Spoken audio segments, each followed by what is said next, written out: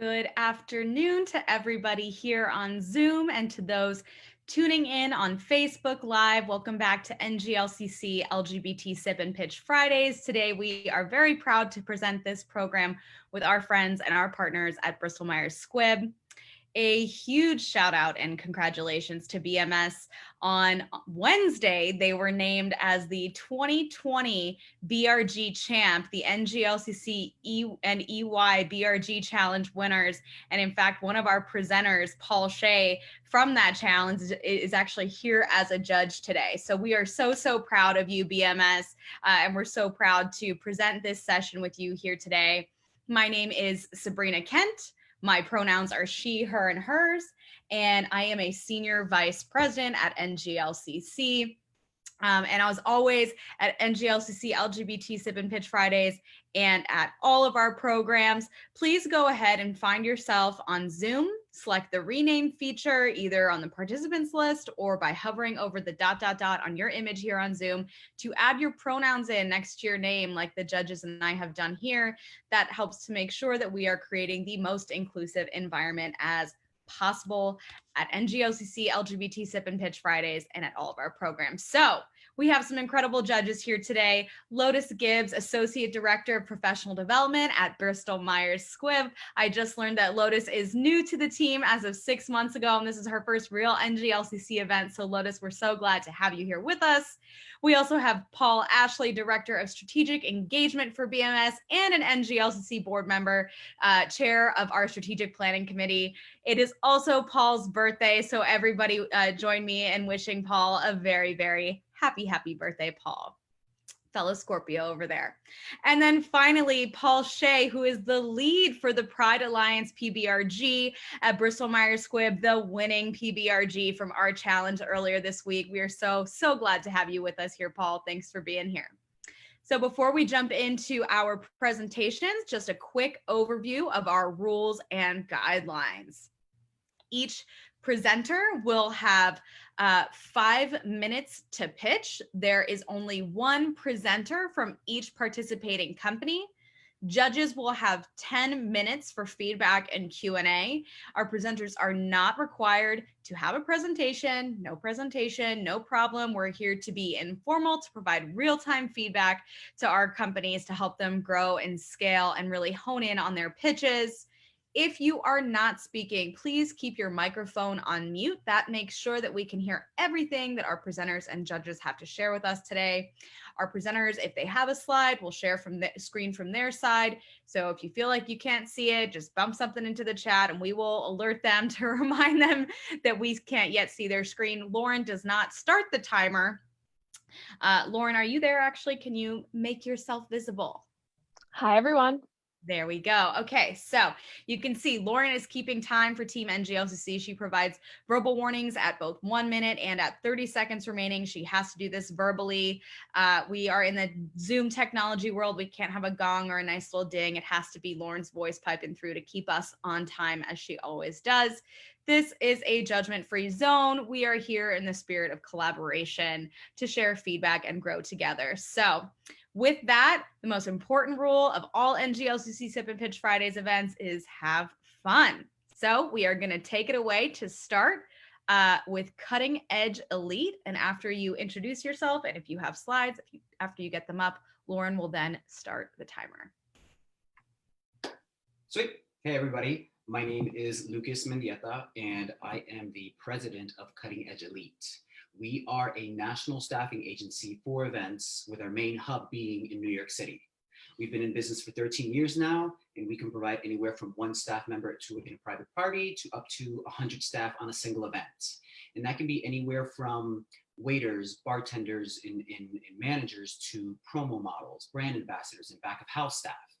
Our clients and our staff, they come from all walks of life. And our clients, they range from catering companies, event planners, production companies, to marketing agencies, personal chefs, and hotels. And the people that work with us are absolutely amazing human beings, and they represent every ethnicity and gender identity. And I would have to say that our #1 motto is that we treat our staff like family, because without them, I wouldn't have a company and be where I am today. I started this company with 10 of my friends, and now we have 7 in our office full time and over 1,100 part-time employees across the country. We've staffed over 30,000 events. We are NGLCC certified. We are a Compass Group approved vendor, and 90% of our yearly portfolio is from repeat business. So now let me take you guys down memory lane. Let me see here. Let's see if I'm sharing. There you go. Perfect, and present. So this first gig here, this is an event that we did over for the Georgia, oh, it's loading. We'll let that happen. Slow, there we go. This event is at the Georgia Aquarium. We got that contract 3 years ago because we are a Compass Group approved vendor down in Atlanta. We've been working with them for a long, long time. Here is a Halloween party that we actually did with global brands, this last year. This is one that we did with Sky Vodka. This was for marriage equality when it passed a couple years back up in the city. This right here is actually a shot from the VIP section. This was for the Veuve Clicquot polo match that happens in the spring in New Jersey overlooking Manhattan every year. We've partnered up with Lawrence Craig Catering to provide a lot of the staff for that. This is definitely a personal favorite of mine. This was the first time I got to meet Beyonce. The staff were on the moon and back, and I would have to say to date, she is still the nicest celebrity I have ever met. This event here is for World Pride that we did just last year. That was pretty fun. We had brand ambassadors in the sections. I guess, I don't even know which one it was, but it was the one that Madonna was performing at last year. This is actually with the Leslie Lohman Art Gallery. We were able to staff their gala that they had last year in the West Village. We've been fortunate enough to work with them for a couple of years now through different catering companies. And this shot was actually in Los Angeles. This was for the SAG Awards because we just got Wolfgang Puck as a contract in the beginning of this year before COVID hit and all that lovely old madness. And I just had to take a selfie because I was literally under a roof with every celebrity known to man, and I was just like a kid. I was so happy. And then, of course, we also can provide eye candy. If you ever want a shirtless male gentleman with a logo painted on their chest, we can make that happen as well. But then COVID hit and it changed everything. So all of our event business literally went right out the window. So we had to change gears very quickly. So we started to provide staff as essential workers. So we partnered with Great Performances Catering and the New York City Department of Aging, and we had staff helping to box food every day out of a kitchen, and other ones were delivering it to elders. And then we also had another client called Consortium. They're an event space where we had staff there every single day to help produce PPE that was getting distributed to different businesses and hospitals in need. And events, they are slowly coming back, but clients are getting very creative. So even though catering companies and event planners aren't really hosting too much indoors, we have staffed a few virtual events, as well as brand ambassadors for various activations and even the military. So we recently got a contract with the military that we have staff that are feeding the troops in Tomah, Wisconsin. And that started about a month and a half ago, and that's a year-long contract. We also just did an event, a virtual event for YSL. It was a virtual Zoom party. They needed staff, like model staff, to be kind of like the life of the party and help liven it up. And then last month we did an activation. This is with Cartier. It was a national campaign where they had staff hand deliver. 1 minute. Oh yeah, they were hand delivering these artisanal baskets and Cartier gifts to people around the country. And they're so happy that they're actually contracting us again to do the same thing in December. And then this is a private event that we did, a wedding in someone's backyard where everybody had to get masked up, gloved up, and made it happen as flawlessly as possible.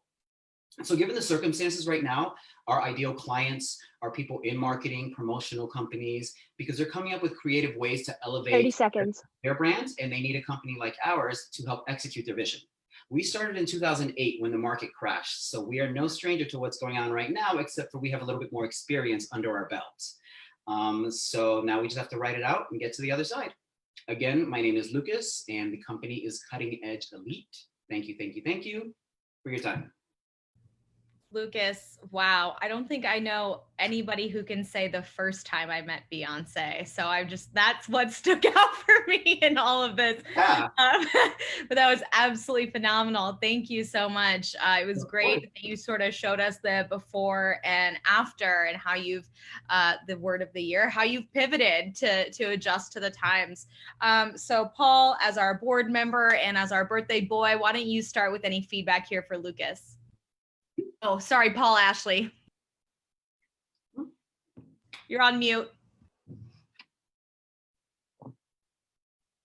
Unmute. Okay, can you hear me now? yes. Great. So thank you. What a great presentation. And my first, when you started, my first wonder was, wow, how would you really pivot given this time? But it sounded like you've pivoted fine. If you look at where do you want to go? So post-COVID world, the end of 2021, hopefully we get back to some sense of normalcy. It looks like you've been growing over the time, over the past several years. How big do you want to be? And what kind of, help and advice do you need to kind of help get there? What's holding you back from reaching your fullest potential post-COVID?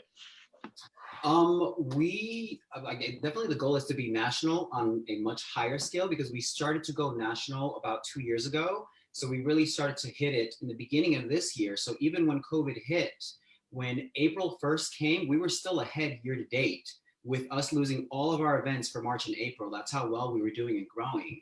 My business partner and I, we actually took this course through Goldman Sachs called 10,000 Businesses last summer. And they told us if we applied everything that we've learned there, they said on average about 70 to 80% of the businesses grow 60 to 70% in their sales about 18 months after the course. But then COVID hit. So now we're just kind of like taking a good old backseat. So I hope that kind of answered the question a little bit. No, it did. It did. It sounds like you have a winning formula. And my advice would be just kind of stick to it. And once again, we'll be post this again, this world COVID. So thank you. Of course. Thanks so much for that, Paul. All right. Let's go over to you, Lotus.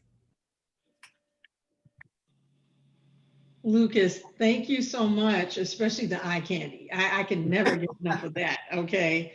Just give me shirtless men all day long. Fabulous job. Can I tell you, I really liked your story. I liked how you wove this story from the beginning and how you grew to this really successful place. And you have this wonderful, diverse group of staff and even events.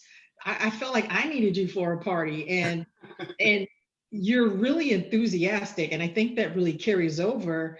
And even how you pivoted during COVID to this post-pandemic, or I don't even want to call this upside down world now, but even what you're doing now. And the only thing I was really curious about is, how are you actually marketing all of this? Do you have a social media site? Or do you have TikToks? No. Or anything like that out there? I was just curious about it, because I think everything is word of mouth. And we actually started to build and hired a marketing department in the beginning of this year, and that went out the window. But like up until like this year, everything was literally just word of mouth, just hustling, going to networking events, showing on site. A big key that really helped out for us is that everybody in our office, we have to work the events. We have to be a part of it, because that's the only way that we're really going to get to know our clients' logistics, and also really get to earn our clients, our staff's respect. We want them to know that we're going to jump in the trenches with you, and that you're not in this alone. And through that, it's just circulated. People just started referring us to more people and more clients, and then it just kind of went from there. So I like literally applied my street smarts, because I didn't go to college. I was actually homeless for a couple years. Wow, I would have never guessed that. And honestly, that gave you that edge on how to overcome, all these different odds. So I can see it. And I honestly am saying, where's his Instagram? What's his website? That's really all I'm looking for. Like, how do I find this, so I can tell people about it and even look at it for myself. I'm like, this is amazing. Thank you. Of course, thank you. And, it's great to see, we've got another 10,000 Small Businesses alum here too. And a couple weeks ago, our presenting partner for Sip and Pitch was Goldman, and they focused directly on the 10,000 Small Business program. So that's great. Paul Shea, any final thoughts here for Lucas? Yeah, absolutely. I just want to say, first of all, I loved it. I mean, it was such a great pitch. It was so clear. I know exactly what the business was, what you're doing, how you provide value to your clients. So I love it. I love the business model too. And I actually think I might coincidentally know a personal friend who might be one of your employees or one of your part-timers based on his full-time job was an opera singer, but he would do work like we were describing as like side gigs to help, increase his income. So I have some familiarity, I think. And I think it's amazing how you've pivoted, during the time of COVID. I mean, that's just super creative, and you're not only doing good for your business, you're doing good for the, for the society in the process. I was thinking as I was like watching and listening to what you were saying, I think you could even talk more in your pitch about, you've talked a lot about like the value you provide, the win for the clients. I think you could even sell a little bit more about the value you're providing to your employees too, because you really are enabling lots of people to benefit even more. You're enabling them to fill in some of their free time, so to speak, their downtime from perhaps their day jobs or their other type of gig work, perhaps. To even make more money and support their own economic, income and viability. So I think you could even kind of play up that a little bit in your pitch as well. And I wonder in this COVID world we're living in now, where you are, you've been, we've all been forced to rethink, and I wonder if there's a way for you to find some of these, like a lot of technology vendors now are focused on enabling virtual meetings and events. But from the technology standpoint, they have the virtual booth system and the virtual, lobby and the virtual, theater.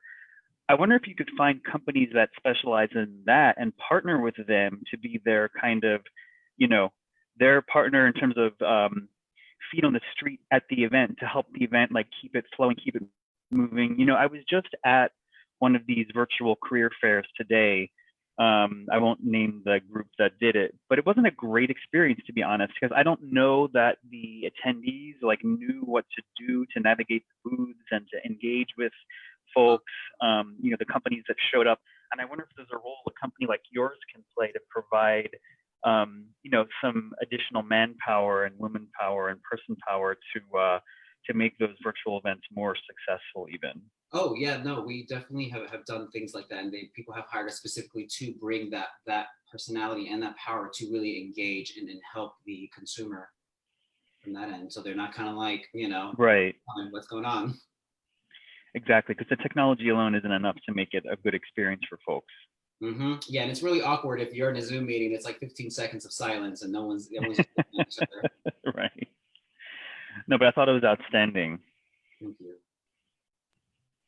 Thank you so much, Lucas. Fantastic job. And thanks for starting us off with some great energy today. And obviously I need you to help with my wedding one day, whenever that'll be. There's no wedding on the books. I'm just putting that out. The picture was beautiful. So thank you so much. I want to jump in with one quick thing for the judges and for the corporate friends on the line to know too. Among the many great things about Lucas's companies, you heard that there's a differentiator there too. And I think Lucas would be great for you to be adding to your capability deck and things like that is your full service in the catering and events industry. Someone like Paul wants to throw a Fierce Pride event at BMS headquarters. He has to hire the caterer and the staffer and the logistics and the DJ. You do all that and you synergize that so that there's one point of contact. And having produced enough events for us, that's hell. And you do that really well, synergizing all of that into one person. And your team is trained. You don't send people who are gonna, pee on the floor when you send them to somebody's corporate headquarters. To borrow a phrase from you. You teach them how to behave, you give them tools, you give them a uniformed look, you give them, you taught me how to box a table 15 years ago and I still know how to do it. So a big shout out to you and your commitment to helping others.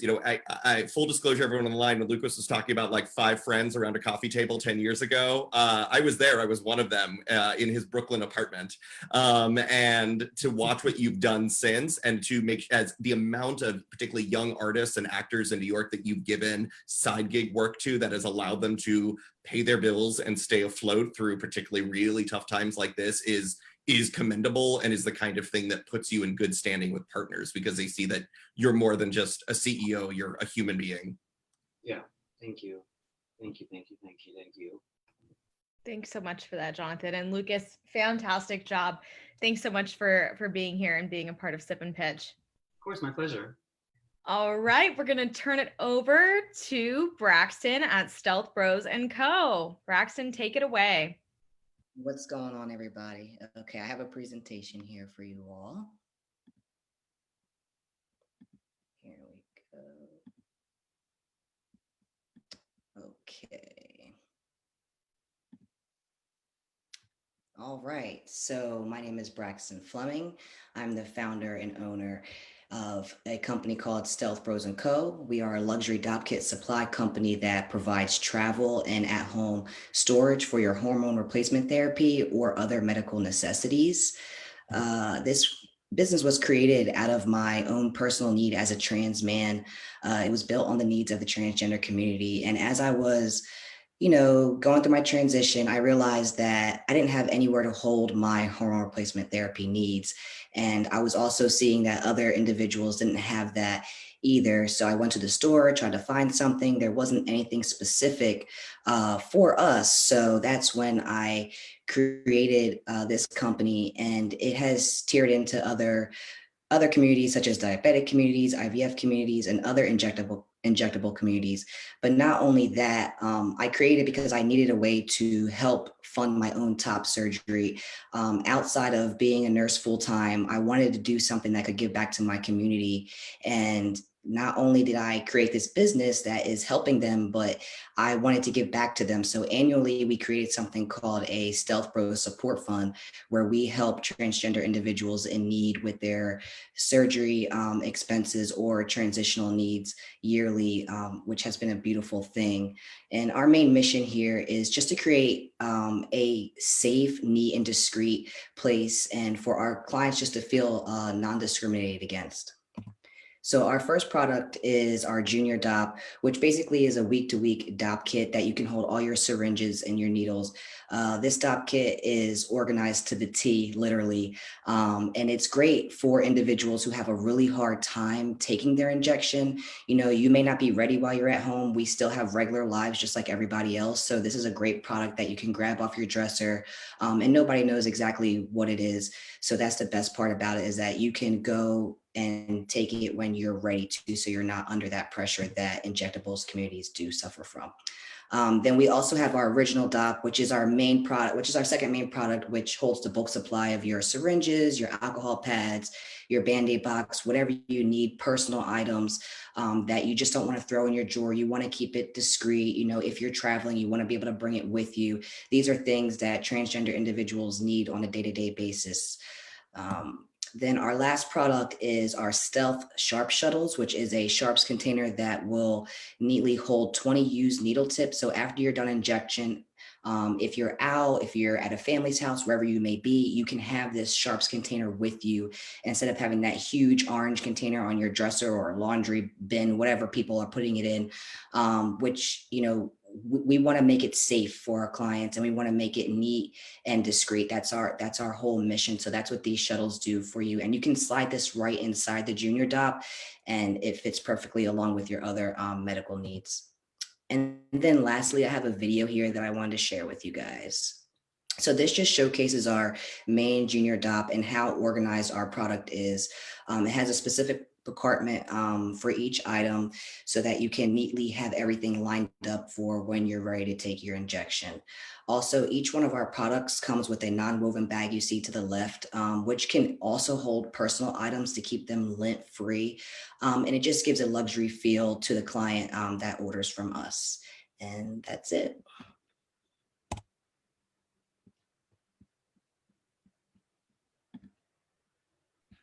Excellent. Sabs, you're on mute. I'm on mute. Okay, I had to run to put my hoodie on. That's why I turned my video off. Braxton, thank you so much. And of course, here's the Stealth Bros bag right here with the beautiful interior. This is the original. Brax, awesome job. You know that we're huge fans of Stealth Bros, Brax was also in our first cohort of the NGLCC Accelerate program this year. He's now in mentorship. He's really taken advantage of everything and being a part of NGLCC and the NGLCC community. So Brax, great job. I love how you pay it forward to other LGBT business owners as well. My partner is a trans business owner, takes all the photos for Stealth Bros. So Brax is really intentional about keeping it in the family, and we love that. So Lotus, let's start with you. Any feedback here for Braxton? Sir, you are amazing. And you actually just introduced me to a topic that I never gave much thought to. And I have to thank you for broadening my horizon on that. I really loved how you were able to innovate. You tied it into a personal story. You said, I had a need and I can't find it out there, so I'm going to just build it myself. And not only did you build it to meet your need, you made it so that it covers more than one service, which I think is fabulous, because you're thinking of a broader audience, which really goes to show just how much you care, not only about your community, but all these other communities. I was so impressed with it that I was trying to figure out, how can I get one? And do they have it in the color? Can I get a customized one? Can I get my initials on it? I love that bag, because I know, me and my girlfriends, when we travel, we all have that bag where we try to act like we're natural beauties, but it's our makeup and we don't want anyone to know. Yeah. And we need to take it into the office. We're a little toothbrush, our little overnight bag. I'm sitting there thinking, this is such a great idea. I love how you pay it forward. I'm such a fan of people paying it forward. We can't become successful and not bring other people along. So I really want to commend you on expanding it into providing services and networks to a broader audience. I love how discreet it is. Again, I just really think that's such a portable kit, and it actually looks really cool. I don't need it, but I feel like I need it. The stick, I just want an injection of something, because that little black case is just so cool. And I don't know why I want it. I just feel like I need it. You do need I know, right? I'm like, I'm just going to carry one around, because I want to see how many people will ask me what's in it, just so I can say none of your business. Yeah. I do love the portability, and you're absolutely right. Just because we have a need does not mean that we don't care about fashion or something looking really polished. And you have designed a product that is very polished, neat, easy to carry, and you have a wonderful story. I love that backstory. And if anything, my biggest suggestion is to tie that in even more and share some of the success stories of your customer base. Yes, absolutely. Thank you. Thanks, Lotus. I have to agree. I use one of the small ones to organize all my makeup brushes. I use one of the big ones to put all the makeup in there. I use another one to put my art supplies, my pens, my rulers. And then of course my partner uses it for all his tea needs. We are huge Stealth Bros fans in this house. So I agree. It's like it's really translatable for so many different things, and nobody needs to know. Plus it looks all cute and organized in your suitcase instead of having 1,000 different bags in there, which I am a chronic overpacker. So, all right, Paul, Ashley, any thoughts here for Braxton? So, yeah. So first of all, I'm a huge fan. I heard about this, I think it was at the NGLCC board retreat. And I was a huge fan then. And I started so that's why I was so happy, Kismet, that you're here today. Because I was like, how can we do that? Because so my comments and questions are thus, because I just don't want to fangirl the whole time. This is primarily, I think your business model is business to consumer. Yes. So my question is, how are you going to increase that? Because you had good plans in terms of the trans community and other injectables, but there's a lot of people who have various medical needs. So even a stealth way to do pills, especially in the HIV community, in the mental health community, taking a number of pills. So I could see that being a way to expand, because I would love a pill sorter, that was really cute and you sell and all that kind of stuff. Because I use that when I travel for various things. So that's one thing. And then the business to business. So how do you sell to companies like BMS? And a way I think you can do that is we have a program called Power to Impact. And we do a lot of things with various communities. Like we did an event at the LA LGBT Center. We did an event at William Way. We did an event in Atlanta where we worked with the homeless community. And we're always giving out kits of something. And one idea that I had would be, we would love the idea that says, if I bought a BMS kit that we would then give away one of our Power Impact, for every kit that I buy, a kit would then be donated to one of your trans brothers and sisters for the adopt kit. Like, we would love to do something like that. And I'm sure we're not the only ones. So start to think about how you branded BMS and how it can be like really, because once again, when we went to the, William Way in LA, we want to give, because some of these kids are homeless or just exiting homeless. We want to give them, adopt kit full of stuff. So a way to pre-pack it with stuff, brand it, but then sell it to us to say, for everyone, we also donate one. So that's my comment, but I'm a big fan, huge fan. Yes, amen to that. Thank you so much for that. Yes, I'm interested in that. So Great. Thanks so much, Paul. Paul Shea, anything you'd like to add here? Yeah, thanks for the opportunity. Can you guys hear me? Yeah, good. So no, congratulations, Brex. This was really awesome. Similar to some of the other comments, necessity is the mother of invention, right? And you certainly did that here in this case with this awesome product. And your pitch is awesome. It's perfect. It's very clear what the need is. You're filling in the market, the value you're providing to your customers. And I just have to say, like, the product itself, it looks great. I love the logo. I love the look and feel of the product itself and the overall branding. So you should be super proud of what you've created. I love the name and the branding, that you've come up with for the original product you created for your original target market. I am, as someone who works at a company where we pride ourselves in enabling everyone to bring their full authentic selves to the workplace and be themselves. I'm loath to say to anyone, like, change something from your original authentic, self and vision. I'll ask a question that is, would you consider talking to some of your customers that for your products that you're targeting outside the transgender market, would you consider talking to some of your customers and seeing how the name resonates with them?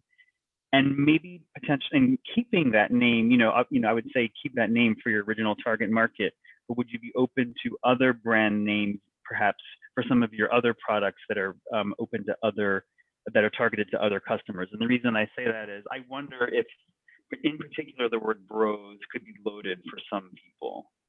Correct. It's funny because I actually a lot of my customer base obviously is a transgender community, and it's trans masculine individuals. And I really wanted this product not just for trans men, but for trans women as well. So I reached out to a numerous amount of trans women and said, how do you feel about this product? How do you feel about the name? And the thing was that they absolutely loved it. And then they said, well, I'm a little skeptical about the bros part. Some women weren't too hard about it. But what I told them was this: you buy a Louis Vuitton bag that has Louis on it. You buy a Michael Kors bag that has Michael on it. Okay, so you can grow to love this. And not only are we stealth, it's stealth majorly because we want to make sure that your products are stealth. And then it's smaller in Bros & Co because brotherhood is the foundation what this business is built on, and company that we keep, which is the transgender women or cis diabetics or, cis IVF women. It doesn't matter. It's the company that we keep. So I'm really not open to changing the brand name, but co-branding with other brands to possibly make other people feel better. I think I would be open to that. But overall, I think it's all about your perspective. And I think that if you can have a man's name on all your bags, I don't think you'll mind having bros on there either. Thanks, Braxton. Thank you, Paul, for that. All right. Thank you, Brax. We're going to turn it over to our third presenter of round one. We are turning it over to Life Coach Radio Networks and Russ Terry. Hey, Sabrina, can you hear me okay? Yes. All right. I am going to start sharing my screen. All right. Hi, everybody. I'm so excited to be here. It's an honor to go after Lucas and Brex. You guys are both awesome. I look forward to connecting with you afterward. All right. So happy National Gratitude Month. My name's Russ Terry, and I am the grateful guy. And I can't wait to talk to you today for 5 minutes or more about gratitude. All right. So 2,896. What's that number, you ask? That's the number of days in a row I have come up with a different expression of gratitude. I'll celebrate my 8-year anniversary of being on this path of being grateful on December 10th. And these almost 2,900 straight days have been such an incredible journey. And I'm here to share my journey of gratitude with the masses. I have a book series on gratitude. My first book, my gratitude journal, came out in 2014. It's the first year of my path of being grateful. So it's literally the first 365 entries. There are more than 200 lessons learned in the book. It was an amazing experience writing that. And then my second book, Our Gratitude Mission, 15 people, not just from here in the US, but around the world, did what I did, documented gratitude every day for a year. And then each of them wrote a chapter in the book about how this year of being grateful positively changed their life. And then my third book, Our Gratitude Mission 2, same concept, 8 people, a year of gratitude, all this inspiration, everything you would want and more from gratitude. So why is gratitude important? So as all of you know, 2020 has been awful between COVID, racism, the election. Your employees at BMS are likely struggling. People are less happy and more stressed than ever. And newsflash, gratitude can help people shift their energy and mindset. So you have the power to make your employees happier at work, happier at home. And I know you're a for-profit company and metrics are important. So the ROI on making your employees happier by exposing them to gratitude in a more robust way is infinite. I don't know about you, but I like an infinite ROI. That's the way that things are really awesome. So how has gratitude helped me? In countless ways. I could go on and on, but here's one example. So this year, my 77-year-old mom, who I'm here with today, has had a lot of health challenges, and she lives in suburban Philadelphia. I live in New York, so 2 hours away. I'm her primary caregiver. So we do weekly gratitude lists separately, and then we come together to read our 7 entries to each other. And guess what happens? When you do gratitude as a shared activity, you realize things that you didn't even realize you were grateful for. She has something on her list that I didn't think of. I'm like, oh my gosh, I can be grateful for that too. So what are the lessons learned here? Number 1, obviously, be grateful. Number 2, share gratitude with the people you love. And 3, they'll probably be inspired to do the same, which is really powerful. So I'm very grateful to have an it factor, and I'm not shy about saying that. I meet so many people, and it's so exciting to me that I meet people once or have a brief interaction with them, and they tell me that I've helped to change their life because of this message of gratitude. So take Julie. We met in 7th grade. I haven't even seen her since we graduated high school in 1989. 1 minute. Her son has Down syndrome. She says, Russ is a game changer. He's inspired me to lead with gratitude in life and at work. Alicia just went through a painful breakup. Russ is my gratitude guru. He's gently yet profoundly helped me change my life.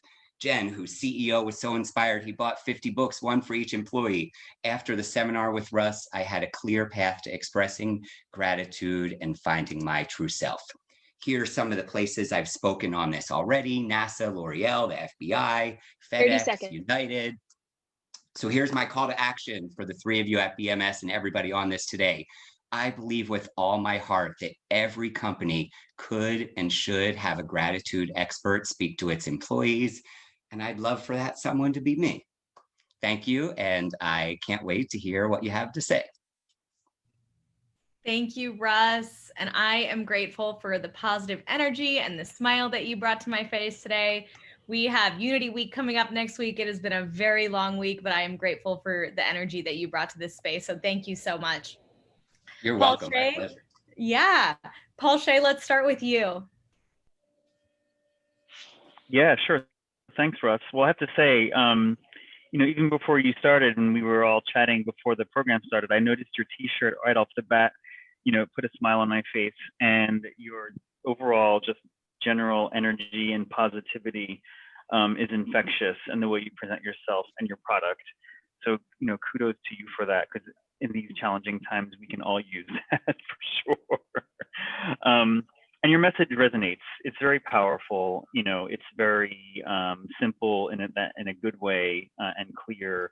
And it's something, we all frankly need more of at any time in the world and our lives. But, especially right now, like you said, you're hitting the nail, straight on the head there. I guess a question that came to mind is, the space you're in is kind of crowded, in terms of, motivational speakers and books on topics like this. How have you thought about kind of breaking through the noise and how you market yourself? Yeah, so this year 9 as an entrepreneur has been my busiest year by far. And last year was my busiest year by far. And the year before that was my busiest year by far. So a lot of my messaging is being politely assertive about what my message is. And you use the word infectious to describe me. I'm really grateful that I come off as infectious. So people have a brief interaction with me and then they want to hire me to coach them, or they want to hire me to come speak to their company. So I am grateful to have a lot of things happening, but obviously when this opportunity presented itself, I wanted to jump at it because even though I've spoken to Celgene employees, maybe about 13 months ago, I haven't yet spoken at BMS. So I would love to get in there. I live in Jersey. Obviously, we do it remotely, but I'm always on the lookout for more coaching clients, more speaking engagements, etc. That's great. Thank you. You're welcome. Thank you. My middle name's Paul, and there are 2 Pauls here. Oh, I wow. love it. Cool. Energy attracts like energy. I love that, Russ. And, this is a whole different side to your business and to what the services you provide that I haven't fully seen yet. Russ did an amazing webinar for our Webinar Wednesdays series, probably the most well-attended and replayed webinar that we've had, which was maximizing LinkedIn to use it to your highest potential. So everybody go check out the NGLCC YouTube page, watch that so you can get a flavor for some of the content that Russ can put out there. And of course, do it all with a smile, which is the best part. So Paul, Ashley, let's turn to you for any comments here to Russ. Oh, Paul, we can't hear you. You, Paul. Oh, No. he's unmuted. We lost you. Oh, okay. Now can you hear me? Yes. I had my Better. So great presentation. I had the same question as Paul as to how do you differentiate yourself? The good thing is you're actually speaking to the right person. So for the 500 procurement organization globally, I'm the one that hires people like you. And we actually just finished just this week a 2-day leadership retreat where we really talked about, how do we thrive through challenging times in this COVID world. And we had somebody from the Neuro Leadership Institute come, and it really evoked some pretty emotional discussions. Lotus was a part of it, and she, it really was a good time and really evoked emotionally. Sabrina just talked about LinkedIn. You didn't have that as a part of your pitch because one of the things, gratitude is a great topic, but that only would be once in a blue moon kind of topic. But there's practical topics like we talked about LinkedIn, and we could link you to some of our PBRGs. So you definitely want to talk about other things that you and your company do. And I'm sure a lot of your marketing is by word of mouth. And do you kind of like before? Do you have kind of a marketing plan, and how do you market? Yeah, so it's funny. I had in my notes to mention that gratitude is one of just 33 topics that I speak on. And in the prior sip and pitches, they said no more than 7 slides. So I was like, but I want to mention my other topics. So that's great advice. Thank you. I can redo this deck to make sure that my other topics are one of the 7 slides because, like Sabrina and you both said, the LinkedIn workshop is probably the most popular one that I do. That's the one that I did for the Celgene Global Conference in DC last year. But in terms of marketing myself, I would say LinkedIn, absolutely. Often people who come to one of my speaking engagements will then want to hire me to come to their organization or their department. I was at PwC for 12 and a half years, so I still get a lot of business from that.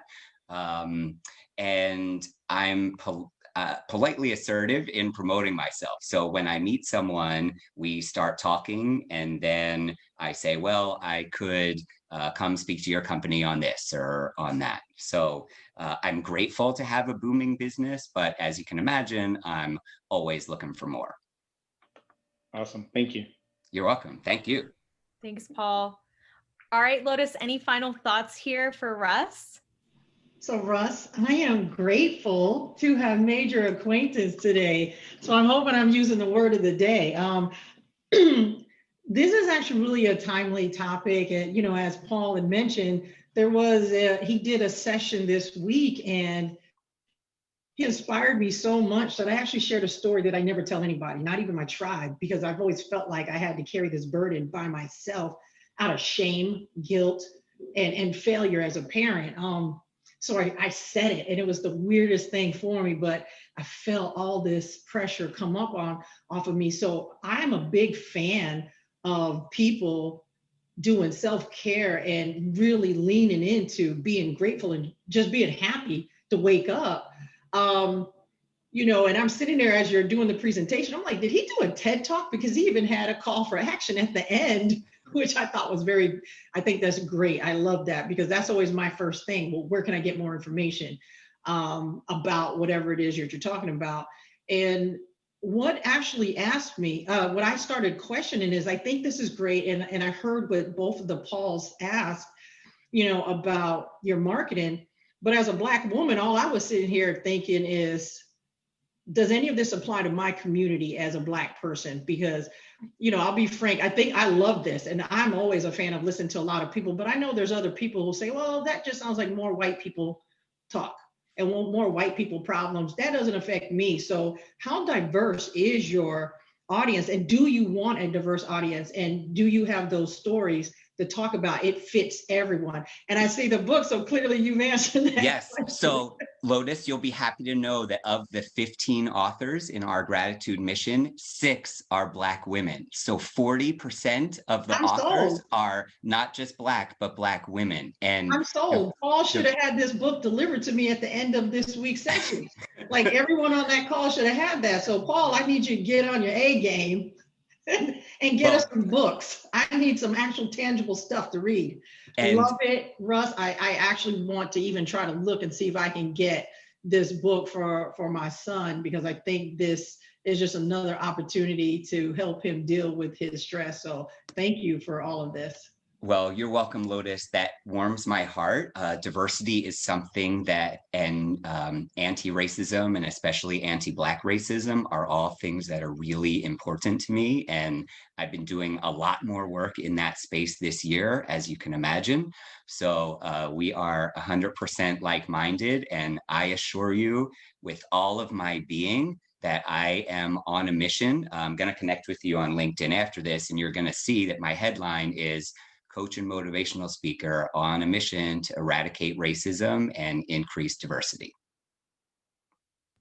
Love it. Thank you so much, Russ. Thanks for bringing all your amazing energy to Sip and Pitch today. I really appreciate you. Thank you, Sabrina. Grateful to you and everybody else. We're glad to have you here. All right, judges, we have wrapped up with round 1. As you can see, time really does fly by quickly here at Sip and Pitch Fridays. Lotus, any thoughts as you're thinking about this first round and as we go into round 2? Any sentiments that you're taking away with you besides gratitude? Honestly, I am so inspired and in awe of everything that everyone's presented. This is my first time, so I really wasn't sure what to expect or even what could I do? And am I going to live up to what everyone think or what everyone else is doing? But honestly, I love it. And I just want to figure out how to do this more. And I want to commend everyone who presented today because I am really impressed and feel really good about humanity, especially since things have been so hard. And I appreciate everyone's enthusiasm and their authenticity that they brought today. So thank you for that. Thank you so much for that, Lotus. We're so glad to have you here for your first of many Sip and Pitch programs. Paul, Ashley, what about you? Let me make sure. Yeah, I'm unmuted. So good. This was amazing. To commend all three. Some of you I've heard about, some of you I hadn't. One of the things this inspires folks like me to do is find out how can we plug you in to either myself or my network. So please make sure you reach out to me, LinkedIn, through NGLCC. They can find you because we want to pay this forward and find out where we can plug you guys in. Thank you so much, Paul. Paul Shea, any thoughts here as we close out round one? Well, I just have to say, this is my first time as well, and I'm so blown away. I'm so inspired by all three of you. I mean, you're all entrepreneurs. You're all you all created your own amazing businesses. Part of me sitting here thinking too, God bless America. Like this kind of thing can't happen everywhere, frankly. And so it's just been super inspiring hearing your stories, your businesses, how you started them, and where you're taking them. So congratulations to all of you. Thank you so much for that, Paul. Yeah, I think that the motto of the week is fair, free, and open to all. That's the mission anyway. So we'll see what happens here. But thank you so much, Paul, for your sentiments and being a part of this.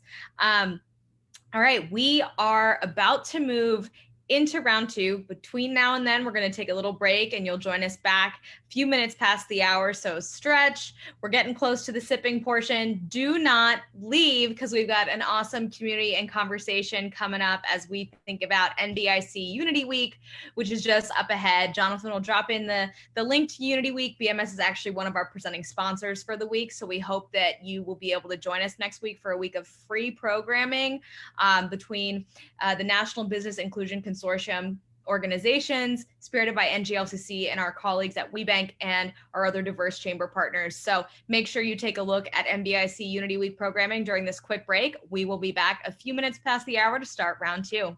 Thanks, everyone.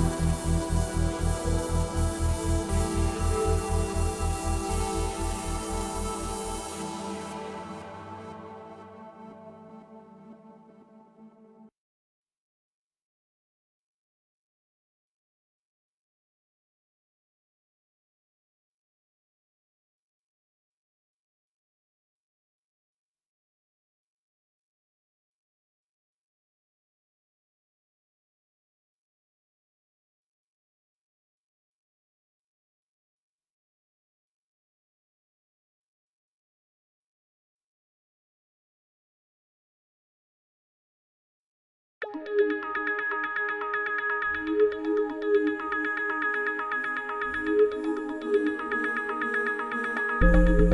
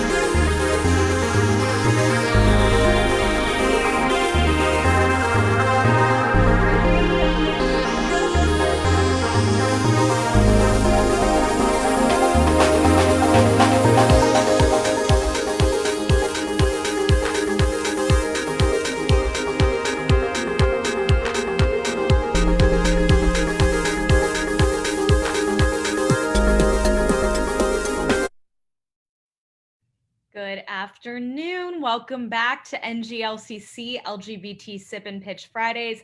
We are so proud to present today's program with our friends at Bristol Myers Squibb. We had an amazing round one with 3 incredible companies presenting. We had Cutting Edge Elite NYC. We had Stealth Bros and Co. and Russ Terry with Life Coach Radio Networks, which is some phenomenal pitches and presentations. Our judges, I think it's safe to say, were pretty wowed. So no pressure to the presenters coming up here in round 2. We're all here in the spirit of fun and collaboration. For those who have just joined, my name is Sabrina Kent. My pronouns are she, her, and hers, and I am a Senior Vice President at NGLCC. Speaking of pronouns, if you did just join, please make sure that you find your name on the participant list here on Zoom or by hovering over your image at the top bar, selecting the rename feature and adding your pronouns into your name on Zoom as I've done here. That helps us create a warm and inclusive, welcoming environment for all of our participants here on NGLCC LGBT Sip and Pitch Fridays. We have our incredible panel of judges today. Lotus Gibbs, Associate Director of Professional Development at BMS. She is an absolute joy. So if you have just joined, you are in for a treat. And then we have our amazing board member for NGLCC, Paul Ashley, Director of Strategic Engagement at BMS. And then finally, Paul Shea, the lead for BMS's Pride Alliance PBRG, which just won our BRG Challenge on Wednesday. So I think Paul is still riding the high and excitement of that on behalf of all of his colleagues at BMS. And I know Sundri, his partner in crime for that presentation, is here on the line and has been instrumental in helping to put today's event together. So Sundri, thank you for all of your support as well. Before we jump into our presentations for round 2, we're going to run through the rules and guidelines one more time for anyone that's just joined us. Each company is going to have 5 minutes to pitch. Lauren, are you there? Hi, everyone. Oh, there you go. Lauren is keeping time for us on behalf of Team NGLCC. She's going to make sure that everybody's got their 5 minutes to present, and there will only be one presenter from each participating company.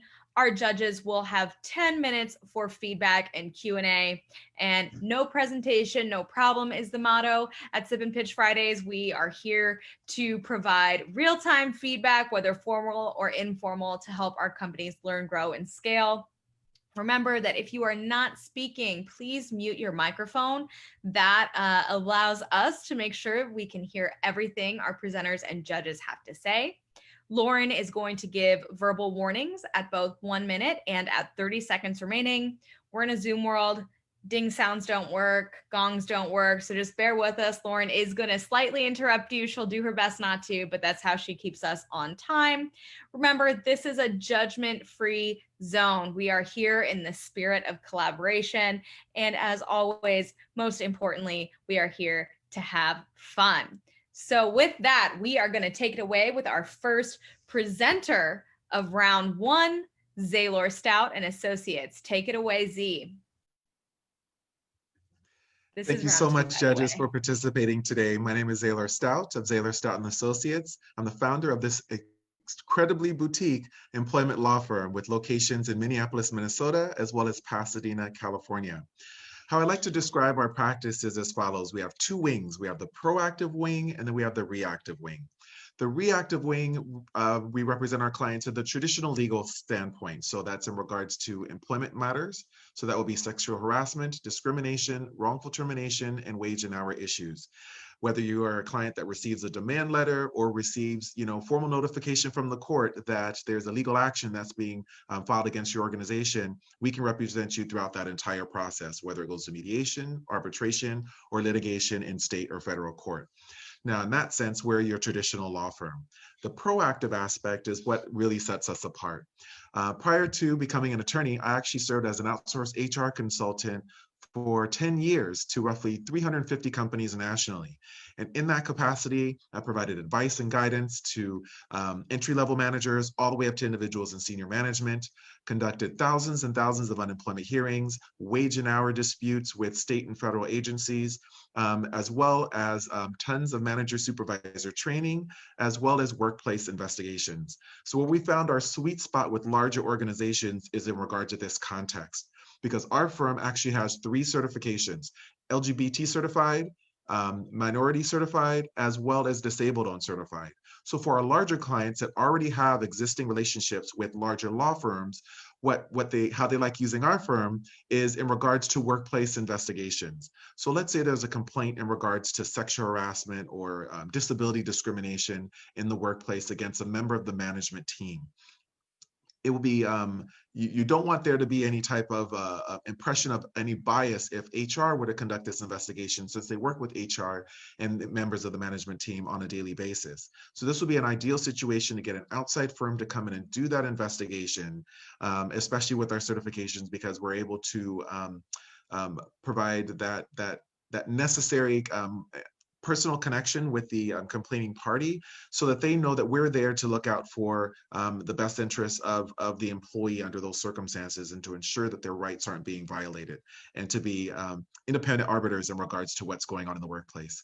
As well, with the manager and supervisor training, we've conducted thousands of training seminars, especially in areas of sexual harassment prevention, as well as bias in the workplace. So these are the areas where we feel as though we really differentiate ourselves from others, given the HR experience and background that we bring to the table.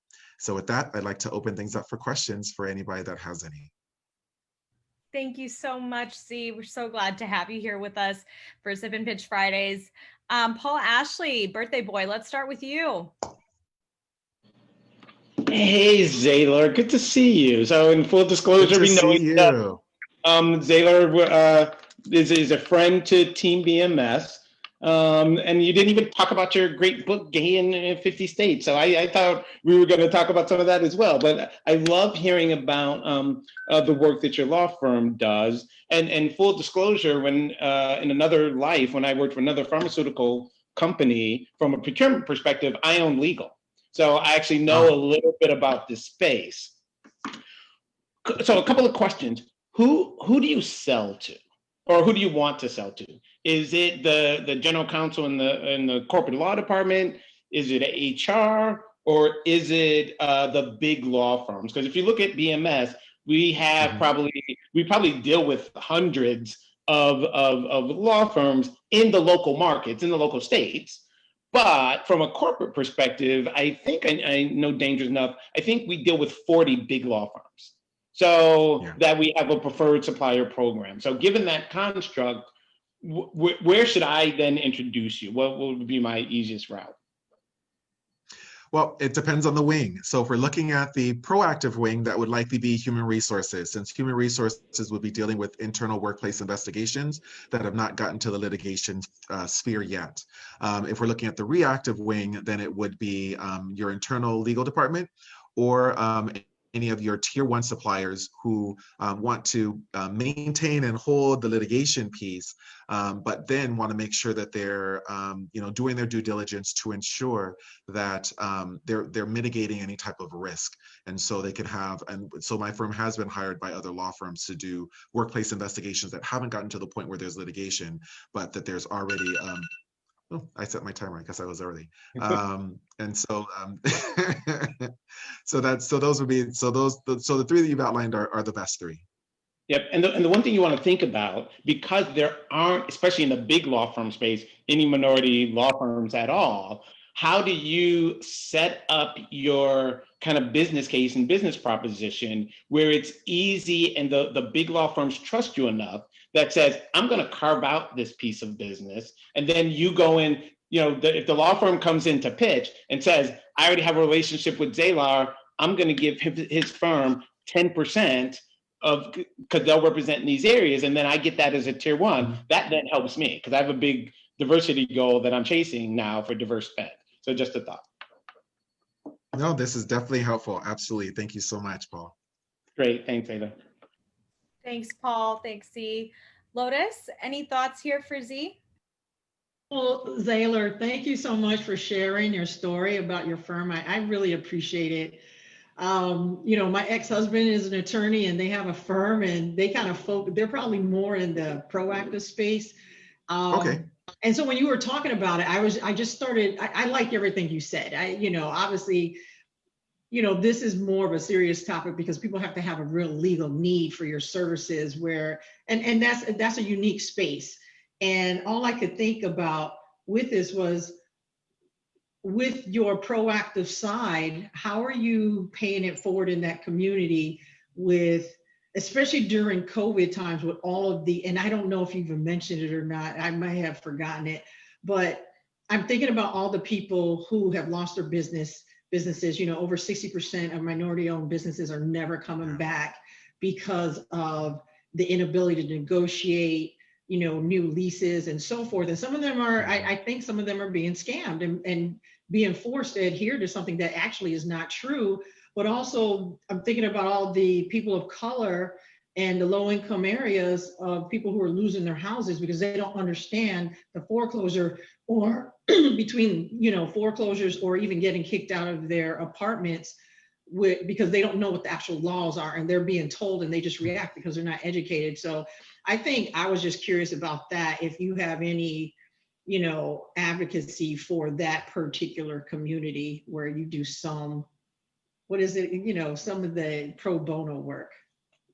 Absolutely. And I do. And I never know how it is that you're supposed to fit that into to these presentations, but I'm a board member of my local LGBT chamber here in Minneapolis, Minnesota, the epicenter of everything relating to race relations and discussions here in the States. And so I've been doing a lot of work in regard to the advocacy work, even taking on a couple small businesses that got looted and put a task force together in regards to when I found out that they didn't have insurance coverage, and found out that when they went to try to get insurance for a couple of years prior to the George Floyd murder, that they were told that we don't insure you in this area. And so I got a task force together, even with representatives from the state, to really dig in and look into whether there are any legal violations that have been conducted by anybody in the insurance industry, mainly here in North Minneapolis, which is majority Black and brown community and Black and brown businesses, which has resulted in, there being substantial impact for them and their businesses and their families if they weren't able to get insurance to be able to rebuild. So that's just one example of some of the advocacy work that I do outside. I think Paul alluded to a little bit of that with the book, the LGBT history book that I wrote as well. but yeah, so and there's all share the kinds of book next areas and time. angles Thank you. there. I'm so inspired, and I love it when people are giving back. Again, it's important to bring everyone else forward as you become successful in life and not leave other people behind. So thank you for that. And Z, I'm just No, thank for our final judge to say, you know, you're as good a lawyer as you are modest, and you are also a great mentor to many young lawyers in the National Legal Industry Council at NGLCC. You have helped a lot of people learn how to speak law to corporate and help make jobs like Paul's a lot easier. So thank you for that. You are always giving of your time, especially for up and comers in the industry, and it's appreciated. You really helped us shape a better program. Oh, thank you. Thank you so much. Big for fan that. of NGLCC. Paul Shea, any final thoughts here for Z? Yeah, no, thanks, Z. This was really great. You know, I thought your pitch was really clear. I understood exactly what, you know, the services you provide and your business and how you, you know, provide value to your customers. I have two pieces of feedback for you, Yes. one on the reactive side and one on the proactive side. So on the reactive side of your business, I'd like to encourage you to show me the money. So if you can talk a little bit, throw in a vignette or two about, you know, how you have helped a client or clients, you know, get their fair pay or get their fair, you know, what they deserve. Obviously, there's a risk in doing that of coming off like as an ambulance chaser, and so you want to like be careful about how you like position the message, but you're not chasing ambulances. You are helping, you know, people get what they deserve, right? And so I think this is where you can talk about that quantitatively. That would even bring more power to your story. And on the proactive side, I just want to say, maybe you can talk a little bit more about like the sweet spot of like the types of businesses you think are, it's kind of similar to Paul's comment. Like I would imagine, I mean, I'm not as close to it myself, but would imagine a company the size and scale of BMS with like a giant law department internal and then 40 existing, you know, law firms that we work with, we probably have the kind of work that you do maybe pretty well covered already. So what's the sweet spot of the businesses you target for your services? I imagine it's maybe on the medium to smaller side, and maybe just kind of like, you know, talk about that a little more, like who can best benefit from what you're offering. But I think the business is awesome, and thank you for doing the work you're doing. Thank you, thank you. Yes, our sweet spot is definitely the small and medium-sized businesses, ideally the ones that don't have an HR department or big enough to really have anybody in legal. So the positioning for the larger firms has been to focus on the investigation and the training piece, since they would already have larger firms that they would work with in regards to the litigation aspect. So I kind of throw the litigation part in there, but really try to focus on the proactive part, which is kind of marries HR with legal. But I'll make sure I clean that part up. Yeah. Thank you so much for that, Z. Paul, thanks for those comments. Judges, thank you to all of you for your comments. Thank you, judges. Thank you, judges. Very well done. Again, Zaylor Stout and Associates. So proud to have you with us. Next time Z comes on, he'll talk about our gay history in 50 states, which is just absolutely phenomenal as well. So thank you. We are going to turn it over to our final presenter for today, Charles Jordy of Jordy Construction. Take it away, Charles. Okay, thank you very much. And this is my first time at this, and it's really been very fascinating. All the presenters were great, and I instantly learned that I probably should have had some pictures to go along today. I'm a general contractor, CEO of Jordy Construction, and we're a 63-year-old commercial contractor based in Denver, Colorado. I normally don't put pictures in because we kind of live in a world of non-disclosure agreements with clients, but I guess I could have had some general ones to put in.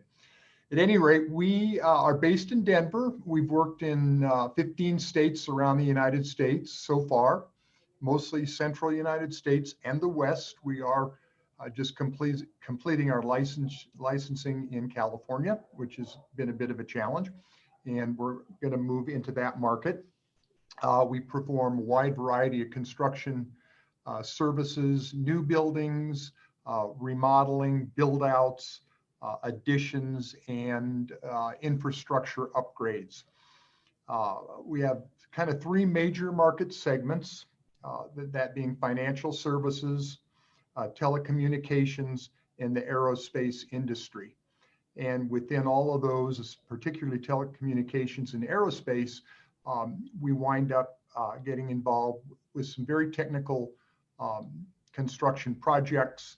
So secured areas, compartmentalized areas, very intense HVAC and electrical requirements, particularly in telecom for some of the switch locations around the country.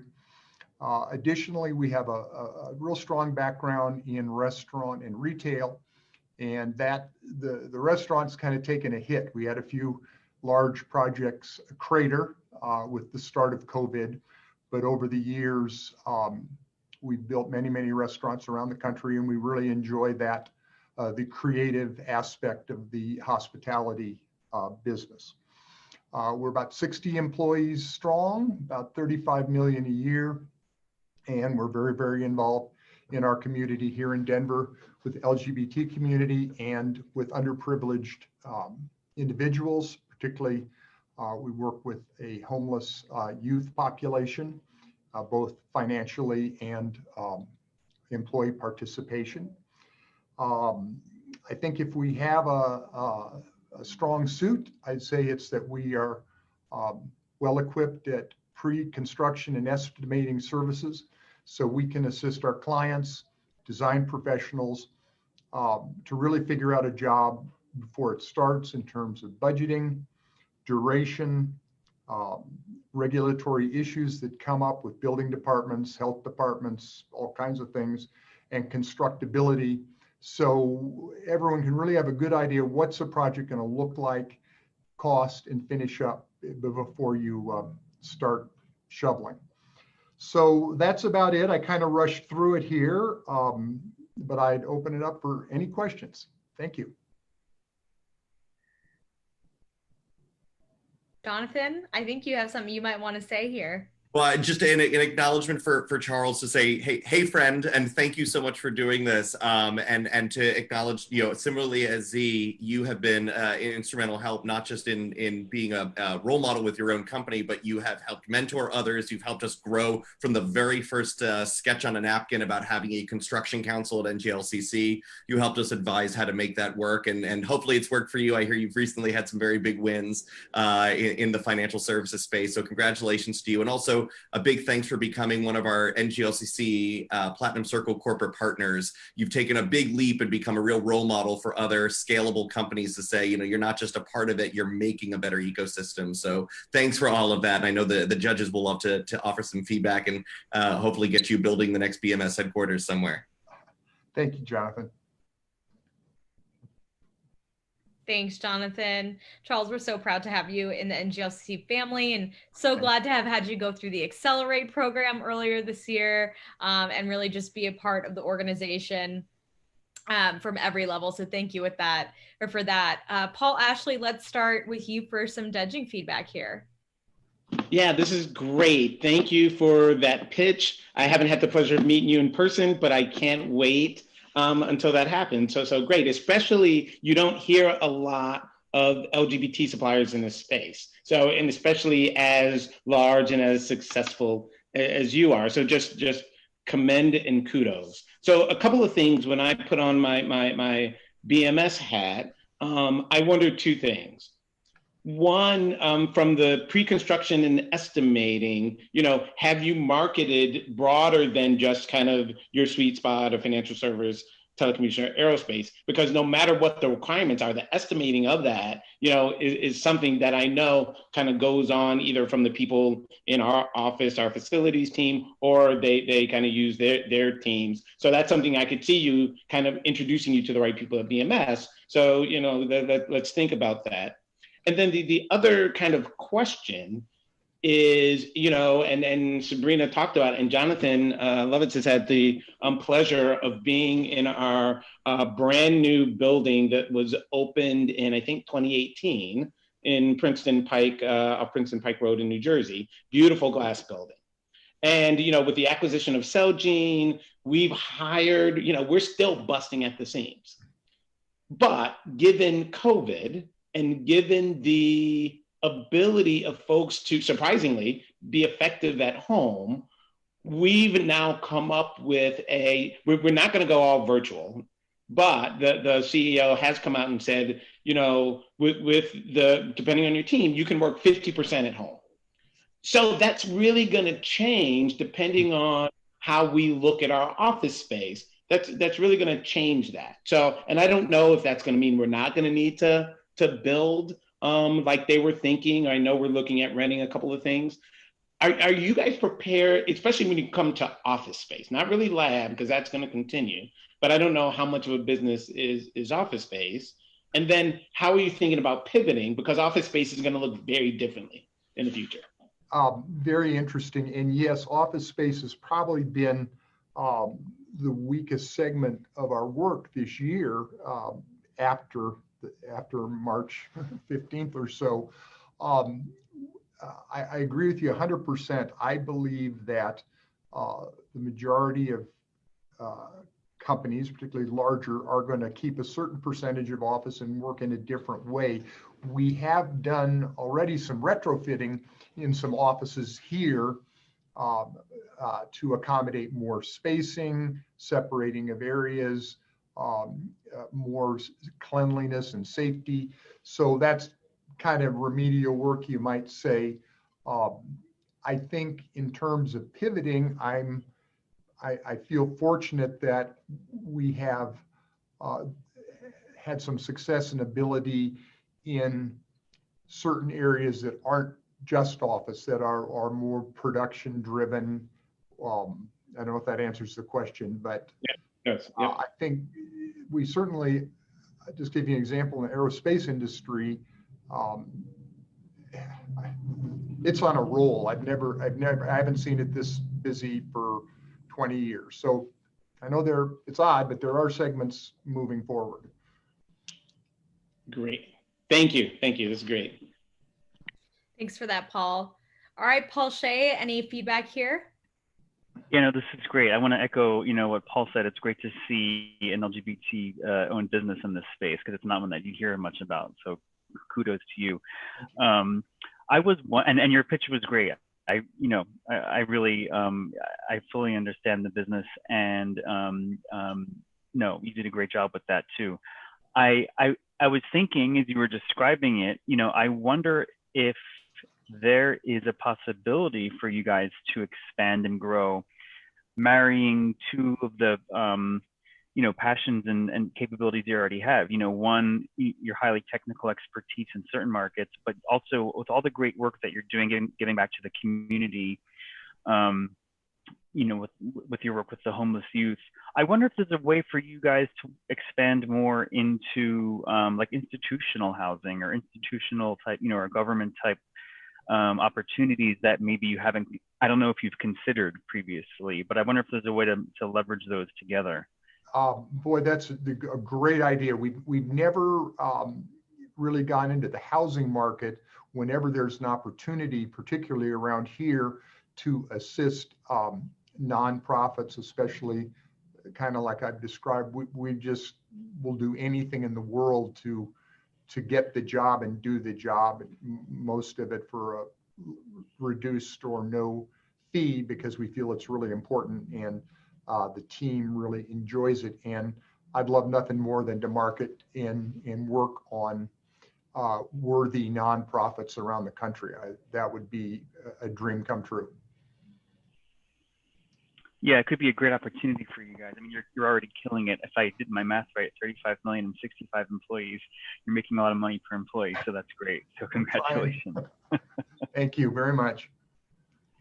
Thanks for that, Paul. Lotus, final thoughts of the final round.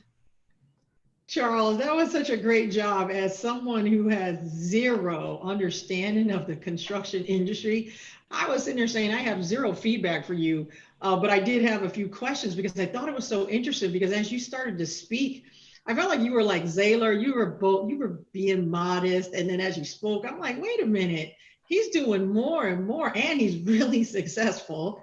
And now he has this homeless youth initiative. And I was curious about how you'd handle COVID, but you seem to have pivoted with no issues. So my two questions are, I didn't even know that construction was more than just building things. And when you mentioned financial telecommunications and aerospace, I was really curious. Well, what is he doing in that area? How does construction fit in there? Is he building the buildings in those industries? So I was just curious, like, how does that fit for someone like me who doesn't understand construction, and I'm going to go to the default, which is, oh, it's office buildings or homes. And then my second question was, oh, what is he doing with the homeless youth? Is he providing them on the job training? Are they becoming certified to actually have a career in that field if they desire as they go through your program? I was just interested about that. So that's really all I have to say, but you are clearly doing a great job. So don't take any advice from me on construction. No, thank you very much. And I do appreciate everyone's advice. It's interesting you mentioned that. And I have a meeting with the executive director of Urban Peak here in Denver to discuss that very topic of employing and helping some of the homeless kids get started. Construction's a great field for people that don't have a necessarily formal education to really develop a good career. So thank you. And that is on my radar. And I'm not sure I understood your first question, but my only point in with the kind of the specialized nature of construction is these businesses that we're working for, aerospace, telecom, et cetera, the kind of work we're doing is what I guess I'd call mission critical for their operation. So in other words, if we're working on a telecommunication switch in Seattle, nothing can go wrong. If something goes wrong, half the city of Seattle's internet could be down. So it's a responsibility, but that's kind of a space we like to work in. I don't know if that addresses it. Thank you so much, Charles. I'm always astounded by the amazing work of Jordy Construction. Today is definitely no exception to that. And I love just thinking about all of the amazing businesses that we've heard from today, and each and every one of you are giving back to your community and other communities in really powerful and impactful ways. So just a big thank you there. And Charles, thanks for stepping in at the 11th hour, as did Z. We had some contestants who had to pull out due to health challenges and other things, and they were ready and willing to save the day without presentation, just come in and speak to the merits of their companies. So thank you so much for that. Thank you so much. Judges, I would love just some final thoughts here as we come to a close on the pitch portion of the program, and then we get to start sipping and chatting. But before I let you sip, I want to hear, any final sentiments that you have in just thinking about today's program as a whole. And Paul, it's your birthday, so we're going to start with you. I was gonna say it's my birthday, so I kind of already been sipping a little bit, but I made sure my camera wasn't on for that. I figured just a little bit. I figured I'm due. But no, I wouldn't have wanted to spend 2 hours of my birthday in any other way than in support of NGLCC and in support of some great businesses. I hadn't done this. I've sat in on a couple of them over the months, and talk about a way to pivot. I want to give kudos to Team NGLCC, because this was kind of like an idea that really just kind of took off and has become a way that we've been able to establish community during these times. So kudos to Justin Chance and the whole team. So really, this was, entrepreneurs out there, you guys have a spirit that I just will never have. I'm always envious of people who can be entrepreneurs. So I just, hats off to you. Keep doing what you're doing, because you guys are really rocking it out. And just, utilize people like me, utilize Team NGLCC, because my greatest joy in my job is to make people like you successful. Like I said, I don't have an entrepreneurial bone in my body, but where I get my energy is by making you guys successful. So I just want to thank you. And you do it very well, Paul. So thank you for that. And thank you so much for being part of this program. And of course, to BMS for your support, not just of Sip and Pitch, but in so many ways. And we're going to get to that in a few minutes. It's okay that you started sipping, Paul, as long as it was Brown Estate. We'll give you a pass on that. So yes. Always. Lotus, any thoughts here as you wrap out your first NGLCC event? Let me tell you, this entire organization has given me life. I never heard of it until I got the email from Paul, and I'm so fascinated. Even with all the presenters, there's so much diversity and innovation, and even the ability to transform some of the ways that business is conducted, or even ventured into this new area. Again, I'm going to get one of those bags one way or the other, but I love hearing all these stories. And I'm with Paul on the entrepreneurship. I stand all of you because I am lazy. I need a paycheck. I need regular set hours. And I need to know that the success of this company doesn't bear on my back. So, the fact that you're built of that fiber speaks volumes, because that is the success of America, right? And I know this administration doesn't recognize it, but I very much do know that America is what it is because of all the entrepreneurs, and that's where all the dollars are coming from. So anything that we can do to support that and encourage the success of all of you, and even helping others, is something that I definitely stand by. So I bow down to all of you and thank you for doing the hard work that I am too lazy to do, but I will definitely take advantage of all the products that you have to offer. I love that, Lotus. Thank you. I'm right there with you. And Paul, I think business owners are some of the most humble, as we've seen today, and courageous people out there, to just be able to take an idea or a sentiment and believe that you can make change with it. I'm with you. I need that 9 to 5. I love being here to support business owners. But I come from a family of business owners. Both my parents were business owners. My grandfather was a business owner. My brother's a business owner. My partner is a business owner. I'm like, how did this skip me? I don't know, but hopefully I'm providing some value along the way. But I'm right there with you, Lotus. All right, Paul, our BRG champion, any thoughts here to close out from the judging perspective? Well, I just want to say thank you first, to you all at NGLCC for creating this great program. Which is a really great opportunity, not only, for us as one of the, sponsors, but also for the entrepreneurs that we saw here today.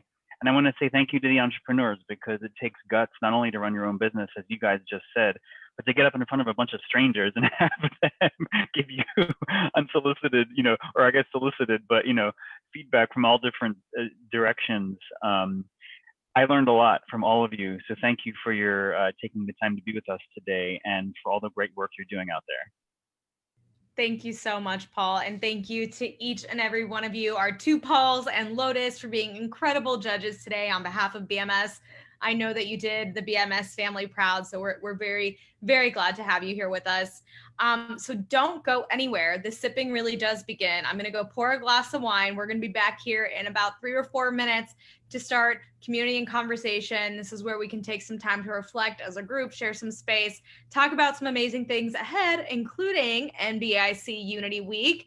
Jonathan will again pop that into the chat. So if you haven't registered for NBIC Unity Week next week, please be sure you do so. You're not going to want to miss out on the incredible programming that we have ahead. So with that, Paul's already got his drink poured. Go pour your drink or whatever your beverage of choice is.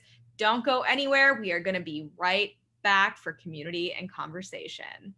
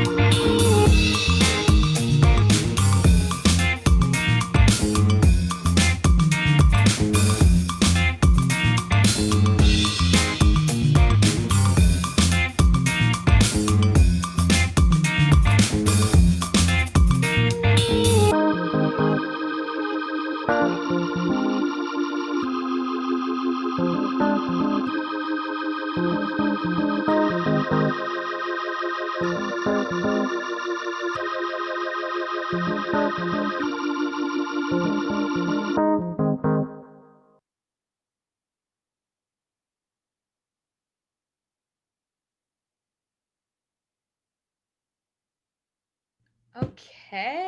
welcome back, everybody. Hopefully you had a nice little break there. We're able to get your drinks ready. Thank you again for joining us today for Sip and Pitch Fridays, presented by Bristol Myers Squibb, our amazing partners. We just got done with 2 incredible sessions, and we are going to jump in to some community and conversation. So you were with us before, so you probably heard us say that NBIC Unity Week is just around the corner. It's hard to believe. We've been hard at work planning this in conjunction with our friends at the Women's Business Enterprise National Council and across our NBIC partners. And next week is Unity Week. So Jonathan already dropped the registration here in the chat, but we want to take this time to really reflect on what unity means and to take this space. I think we learned from Russ that we are here and we are grateful in our earlier session.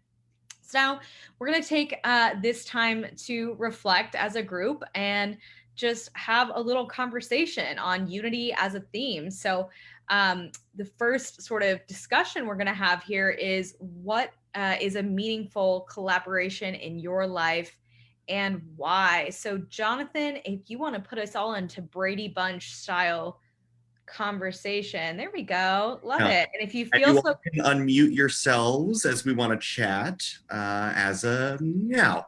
Yeah. Okay.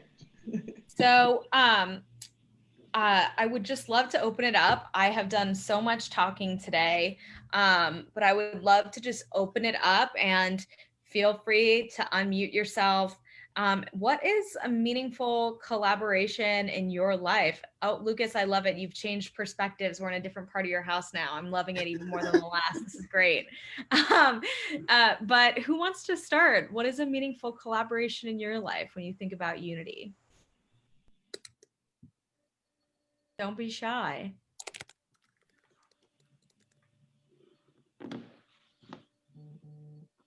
All right. Hey, I'll start. Can you hear me?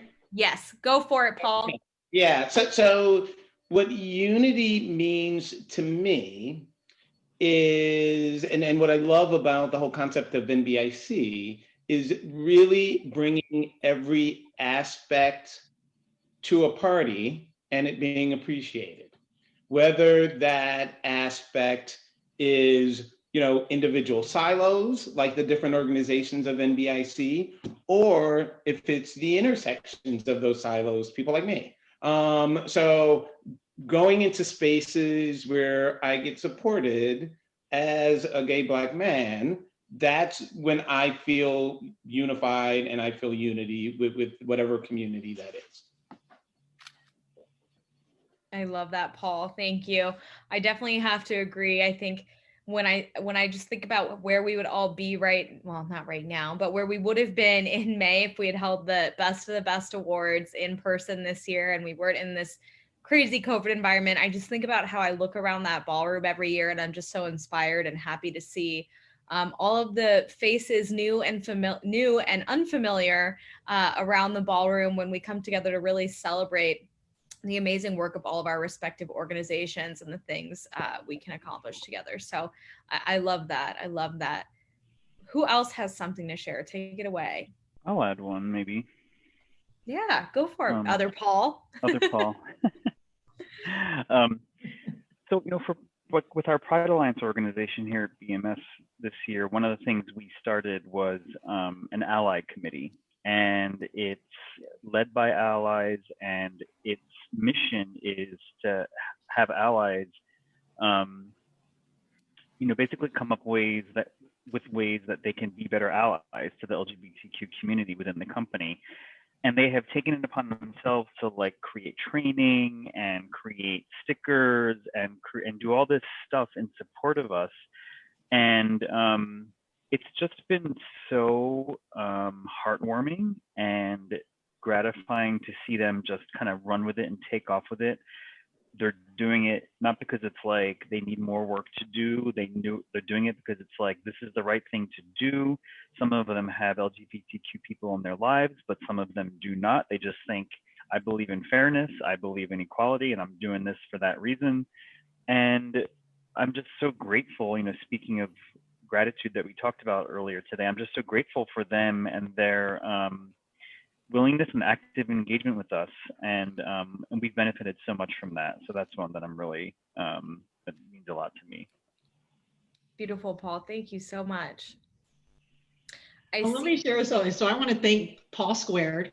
Both of you are fabulous. I haven't met you, Paul Shea, in this diverse time, but I'm loving the story. And so my first exposure to the LGBTQ community was back in middle school when I stumbled across James Baldwin, Go Tell It on the Mountain. And I was so moved. And at the time, remember, I was in the 6th grade. I didn't know what it meant, but all I knew was I loved him. And I started reading up on him. And then I discovered this whole community that, in the Black community, it's treated in a way where, you're an oppressed group just as Black people are, but they're suffering even more, right? And I just remember feeling like, how can an oppressed group oppress someone else? So that was when I decided, that I think misery belongs equally to everyone. And why would I care about your orientation? And to me, it's a silly thing. And when I look at the results of this election, where everyone thought the white, straight, suburban mom was going to save us, they didn't. It was all of you. It was all of us. And it was all this diverse community that saved the nation from this current administration, not the people who are still thinking in these singular binary ways about what's right and wrong. And, there's so much hope for me. And I go back to knowing that things are going to change, because I said something to my son and even my daughter. We're talking about it. And my ex, as he's part of these fraternities, he's all about the brotherhood. And yet at the same time, I'll hear him say really horrible things about non-straight people. And we were having a conversation, and both of my kids looked at him and they said, I don't see what the problem is. How could you not understand what non-binary is? And my son broke it down. Boom, boom, boom, boom, boom. What's the difficulty? He goes, if you can't understand that, then how can you understand anything and be a lawyer? So I questioned your argument and that it was weak. And I thought, here's this 17-year-old kid. And when he confronted him and told him that, and then, of course, my daughter went and followed up and said, yeah, Daddy, you're supposed to include everyone. Like, who cares what someone's orientation is? And why are you even talking about it? That's just silly. That gives me hope. And I'm glad that they're leaning more towards my way than his. I support this community, but I support everyone who's trying to drive towards a better, more inclusive community world, because I'm more focused on a broader level and the national level. And anytime I can be a part of it, I want to. And to tell you the truth, the best parties I've ever been to are at gay clubs, and you can't tell me I won't be in Fort Lauderdale doing that. I love bubble parties. I love them. Yes. Oh my gosh. No, didn't I make a good hire? Yes. Paul, we approve. You better watch out for your board seat, Paul. I'm telling you right now. Right? Come on. I was gonna say, I'll take the earrings off for that. Yeah, we'll fight. Can I piggyback off what Lotus said? Yeah, absolutely. Absolutely. Go for it, Z. I love that you brought up James Baldwin, because one of the things that has come out with me writing my LGBT history book and talking about this, in different around different circles, has been that if you're a Black kid, you don't learn Black history in school. You learn Black history at home from your family, right? Mm-hmm. And I was like, hey, if you're an LGBT kid, how many queer kids are brought up in queer homes? Not many. So it's like, where is it that you're able to learn your history?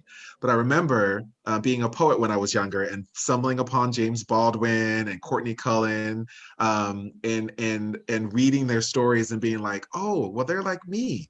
right? And had I not been able to find that, it may have been different, but I was able to early on be able to find them and find inspiration in regards to their stories, and that they were able to struggle at their time and be successful, and know that I would have the ability to be able to do that too. So I just wanted to give you kudos in regard to that James Baldwin story there, because I had the same one. A quick thing in regards to the question at hand, meaningful collaborations in life. I have a new one, and it actually came about because of Bristol Myers Squibb. Thank you, folks.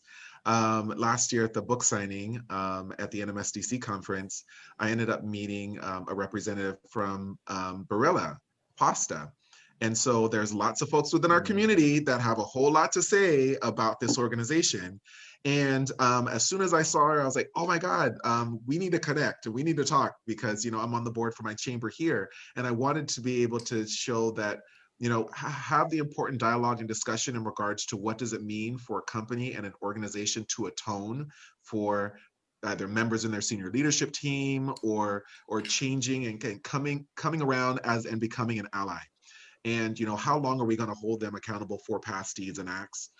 Because we need more allies, and we're only going to be successful as we acquire more allies. And so that's a new collaboration that I have. I was able to speak at their LGBT History Month event, and getting the story out in regards to all these other things that they're doing besides this one comment from somebody in senior ownership of the company. And so that's been a meaningful collaboration I'll continue to be working with moving forward in regard to that, and having those hard discussions within the LGBT community about what it means for an organization to be able to atone for their past. Z, that's such a great point. We use that example a lot because there are a lot of people who screw up, don't own it, and then fix it by slapping a rainbow on something and say, we've done good, as opposed to really fixing from the inside. I appreciate you bringing up that example, because I wanted to share a collaborative example that I know we at NGLCC are really proud of, especially with our work through the National Business Inclusion Consortium and bringing all of the diverse communities to the table, especially, you know, as Lotus, as you said, if they're coming for us on a Monday, they're coming for you on Wednesday, and we're a lot stronger if we link up together between now and then. And I point especially a lot of reporters that ask us about sort of this growing business case for equality to a really beautiful statement by the NAACP on the reintroduction of the Equality Act, which we know is to help bring all those 50 state policies together into one sort of unified federal protection for the community. And it was in reference to when it was introduced 10 years ago, there were maybe 20 corporations and like a dozen nonprofits that said we sign on to support this, and a handful, tiny handful of members of Congress that were behind it. Cut to this year, or 2 years ago, when it was reintroduced, passed in the House nearly unanimously, with 200 and something nonprofit partners, 400 plus corporate partners, a lot of them in the NGLCC family, and then organizations like the NAACP coming out front and center saying, this is our fight too, and we have to make up for the time that we ignored that it was our fight too. So I'm just so grateful you brought that up, because I refer to that statement a lot because I thought it was so beautifully written and acknowledges that we've got so much growth to do in speaking for one another and being allies for one another. I love that, Jonathan.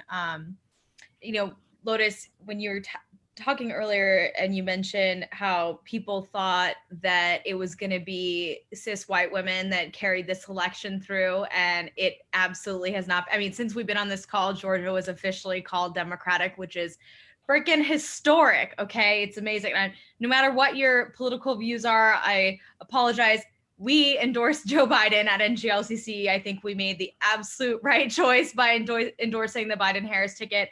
And I posted something on my social media, and we can just jump off of unity. This is all unity, right? But I posted something on my social media that basically said, you know, we shouldn't be sitting here surprised, or we should be sitting here surprised, but not really that shocked that all of these white women and these white people that were condoning racism this summer, and they're treating anti-racism work as a trend, that all of these people have the majority of them have gone and voted for Trump. And that doesn't, and people are saying, oh, well, that doesn't make them necessarily racist. And I'm like, well, it does. And it also means, to me, that racism is not a deal breaker for them, right? And that LGBT equality is not a deal breaker for them. And at this point, you're more concerned with what Biden's potential tax plan, which would need to be approved by the Senate anyway to take effect, is than people's ability to just live their lives is. And so I just wanted to call that out, Lotus, because I think it was such a powerful thing that you said, and I didn't want it to go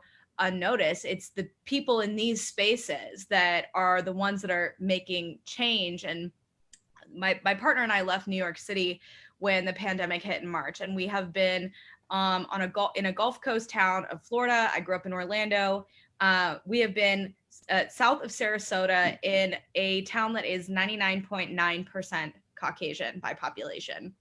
And we have had this luxury. At first, I lived in DC. He's lived in New York for 10 years, and LA as well. We've had this luxury in our lives to be out wherever we go in our lives, for him to say that he's a trans man, for me to say that I'm a queer woman, and for me to not feel like the most brown person in a room whenever I walk into a space. And for the last 8 months, we've lived this sort of closeted life. And we decided, okay, we need to start within safe measures, like go out to eat in a very safe, open area. And so last night we decided to go to dinner, and our server, typical cis looking white dude, kind of rednecky looking. He's self-proclaimed rednecky looking, according to the conversation we had last night.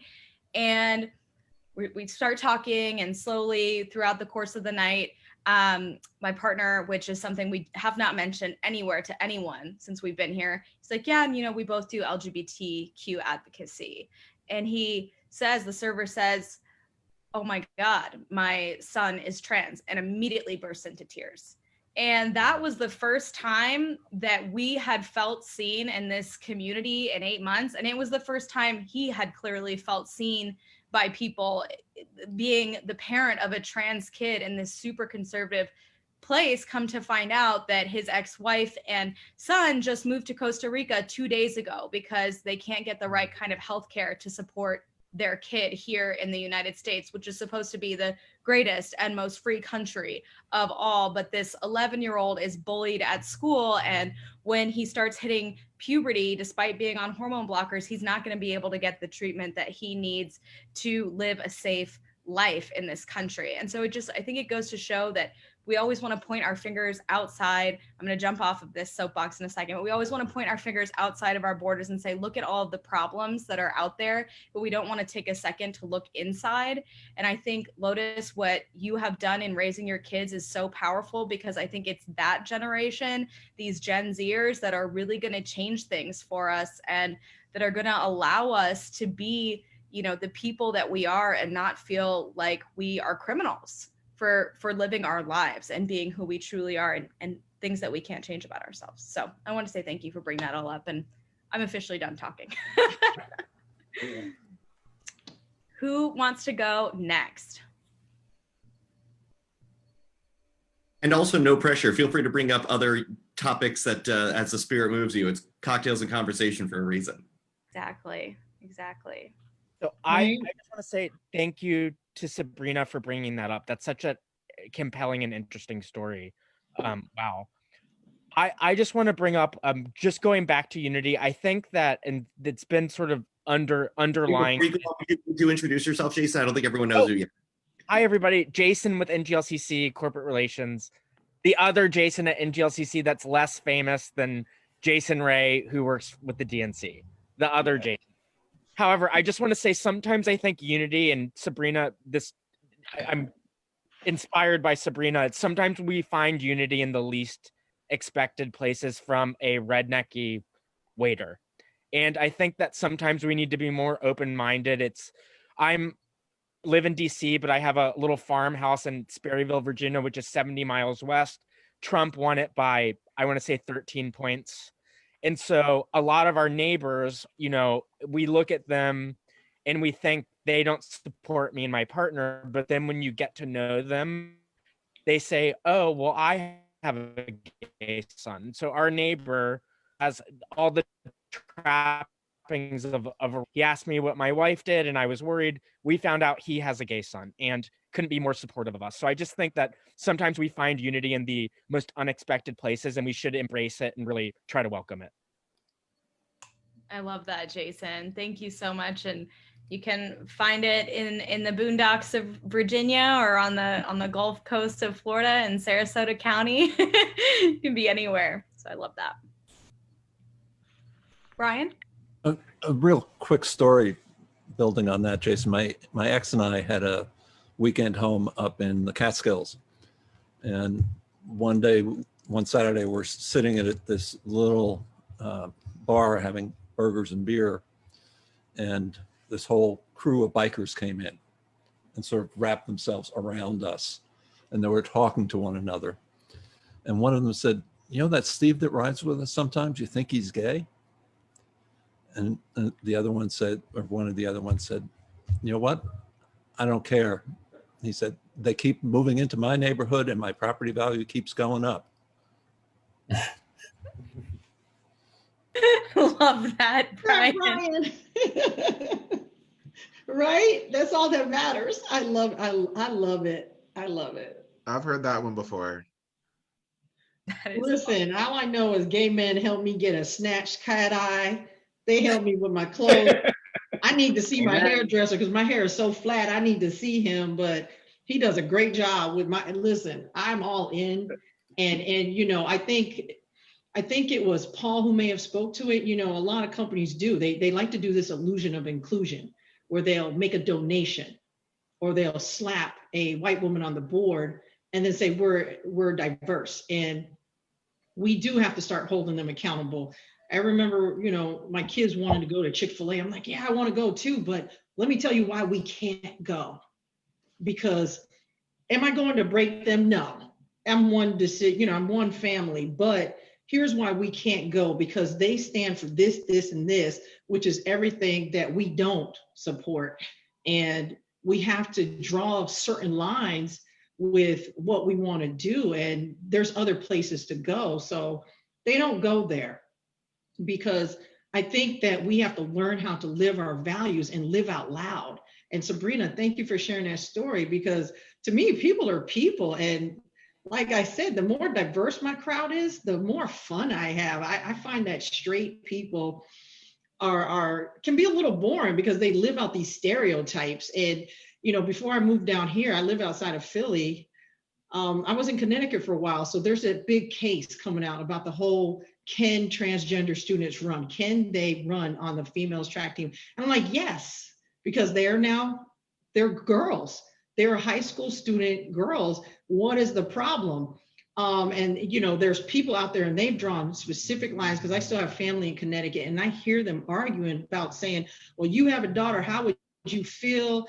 And they don't prove this, this, and that. And I said, well, I don't really prove that I'm a woman. You don't know if I'm biologically a female. You just go by that because I say it, and then you just trust the words that are coming out of my mouth. I don't have to prove that. I'm not sure why anyone has to prove anything. And I hate that they try to hold groups of individuals to different standards, you know. And again, you know, as a Black person, oh, well, you have to prove your education just to vote, count the jelly beans in a jar. I'm like, what? You know, when you read about, you know, history and the ways that straight white people have been innovative with oppression, no one is questioning this or stopping them. And I'm saying, no, call them out on it. Don't let them tell you, I'm sorry. There's no excuses. It's 2020. There's no way you can be ignorant of these statements and people's ability to live. What does their choice or the way they live their life have to do with you on a singular, but directly? What does it do? Absolutely nothing. You're just hating to hate. So I feel so passionately about it, but my life is diverse. I roll with I have a girlfriend that she calls herself trisexual because she says, I will try anything. And I'm like, I am so down with you. I love, and I think I said this because I actually thought it was a term, but they will check me on my ignorance, but I love them all. I have, you know, they will roll up with, you know, I know people of all different genders, just everything. I say they're all tri people. And I love them, and they've made my life richer. And we are ride or die. So I love my tribe, and I'll stand by them to the end. So I love this community. Thank you for sharing all your stories. I love it, and continue to just show me new ways to support. Lotus is the Ally on the Block Award. So, you know, we're gonna all oh, I know, right? To the newbie on the team. That was outstanding. Like, I love Lotus. Paul, your board seat is gone. Oh, just no. kidding. Just kidding. I love you so much, Lotus. I can't wait till we can finally meet in person. Yeah. Only if there's bubbles. Yeah. There I need will a be a dance. lot of And bubbles. listen, I'll never forget the first gay club I went to in Fort Lauderdale. There was bubbles up to my chest. I loved it. I don't Was even it the foam remember party? the night. When there's an The best Foam night in party? Fort Lauderdale. For a reason. Yeah, when there's an NGLCC event, Bubbles and Deborah Cox just automatically Oh. appear. Exactly. That's all I He's want. just summoned. So anyway, I want to say one thing and then I have to run. So this has been amazing. But when you talk about unity, sometimes, organizations have to give you the psychological safety, and sometimes you have to take a chance. And Lotus, and I hadn't heard the story about your ex-husband, but one of the things that scared me for years, because I was in a fraternity, and when I joined the fraternity in college, I wasn't out. I actually married a sorority girl, and then when I came out at the age of 30, one of my biggest fears were, what would they say and what would they do, and especially among the Black community, because it's a well-known Black fraternity, the rival fraternity of her ex-husbands. And what I found is, and probably because I'm old, I turned 51 today, I do tell my age, I don't care. And when I came and said, this is who I am, no one in this Black fraternity, I've been active for the past few years. I'm now the president of the local Trenton chapter, but they've given me that space and they really don't care. And, and I hope to reverse some of those stereotypes. And the other two things, and, once again, is being out. I hate it when people say, you talk about reversing stereotypes, oh, but you don't seem gay. And I said, well, what does it even mean? What does that even mean? Just because I'm not, some days I'm more feminine than others. So it just depends on the day. Depends on, I can, yes, clean with the best of them, but that's just not what I do day to day. But not that there's anything wrong with that. So I challenge that. And then the other thing that I loved about the conversation, that the unfortunate events of George Floyd, it lets you tell your stories. And I remember I was in, as Chief Procurement Officer, a big fan and sponsor of NGLCC, Farron. I was in her senior staff meeting. And, they gave me and Rondu as Black men space to just say how we were feeling and tell our stories. And one of the things I said, and it shocked them, is I said, just FYI, I know you guys say this a lot, and you say it about your kids, but I'm offended when you say I don't see color. Because I need you to see me, and I need you to see every aspect of me. And if you're connected with me on social media, Facebook, I say that I'm unapologetically Black, I'm unapologetically gay, I'm even unapologetically Christian, which a lot of times they don't match together, but that's who I am. And then, let's talk about it. Let's talk about the intersection. I'm gonna give a plug to my dear friend, Ashley. She's coming out with a book, I think in a few weeks, Empowering Differences, Ashley Brundage. And I was blessed to contribute a couple paragraphs to the book. And, one of the things I said is I had to grow from, a lot of times I felt too Black to be in gay spaces and too gay to be in Black spaces. But by sharing my story, I now feel a lot more comfortable. And that's what unity really means to me. And that's what I love about NBIC, to be able to go to NMSDC and have an intersectionality event where, Sabrina, you and I are going to kind of kick off the communities of color thing. Exactly what I was going to say. Week. Yep. So plug for that. But I appreciate my relationship with the NGLCC because it gives me a platform and a banner to reinforce the intersectionality, which a lot of times, sometimes gets lost. Thank you so much for that, Paul. And I am so excited. What Paul just said about, he couldn't show up into gay spaces with his Blackness and couldn't show up into Black spaces with his gayness is exactly why we launched the Communities of Color Initiative last year. Paul actually helped us do that. And that's exactly why we're having our conversation on Wednesday at the Communities of Color and Allies networking reception, because I think so frequently, and it's like a broken record, this idea of intersectionality, our identities are not isolated and they interplay with one another and determine our privilege and how we operate in this world. They determine our experiences. And I think we have such an awesome opportunity next week in front of this audience of 1,500 plus, actually over 1,600 people now, to talk about this very issue. So Paul, I just want to thank you for being so forthcoming always and just leading with your story and your journey. Your And voice happy is birthday, never Paul. lost. Yes, Thank you, happy everybody. birthday, Paul. So we will And see you heart to you. all next week at Unity Week. So thanks, Yes. everybody. Love you Thank you, all. Paul. Have a great night. Will do. I know I got to get ready to hop off. I'm going to the same event Paul is doing, but I'm so glad he shared that, because I think I've been accused of being a lesbian since I was in high school. And I'm not sure why. I don't know. I know I'm a little manly. No, okay, not a little, a lot. You're a strong woman. It's very strange. I never understood. I thought I was just being me, but I've had that question on a regular basis. Are you a lesbian? And I look and say, I don't understand. Do I love women? Of course I do. I love people. So I understand what he's saying, because in the Black community, it's really, really tough, because it's such an oppressed group.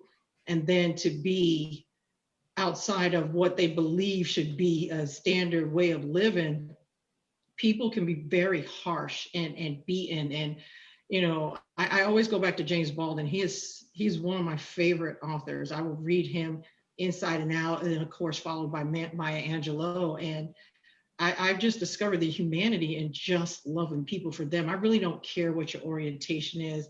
I don't care what your race is. My thing is, who are you inside? And if they want to believe I'm a lesbian, that's okay, because I guess that'll parse out all those rude ass men, right? Who want to use and abuse me. So listen, listen, call me queer then. I don't care. I mean, it's never happened, but I'm not saying it won't. I've just never met anybody down that road. I just love people. So I really appreciate being a part of this event. And I'm really looking forward to future events. And I can't wait till we're together in person. And Jason, I just want to say one last thing, because I have to get ready to go so I can get to this same event. It's getting darker and darker where you're at. I don't know if there's some mood lighting going on, or a party you're trying to keep secret. You got a special thing going on over there. That is so funny. Lotus, thank you so much for being here and just sharing with us. And I can't wait to have you with us at other events, and for being here as long as you did before you have to go to another program. So just thank you. And to everybody here on the line, I want to just open it up for any final thoughts here in the last few minutes before we close out today's program. Don't be shy. Hey there, it's Jonathan Harmath. I've been on mute the whole time. I just like to listen to this. I'm part of Pistol Bar Swim, working on Rondu's team for supply diversity issues. And I just want to thank you all for sharing. I know it's hard to share, but I don't think people understand unless you do share, which is very unfortunate, because it's not your responsibility to kind of guide people, but it kind of has. You're put in that position anyway because of the situations that people have gone through. So thank you for sharing. I just wanted to let y'all know that. Thank you, Jonathan. And I've seen you there on the participants list this whole time. So thank you for being here and listening in and participating in today's program. We really appreciate it.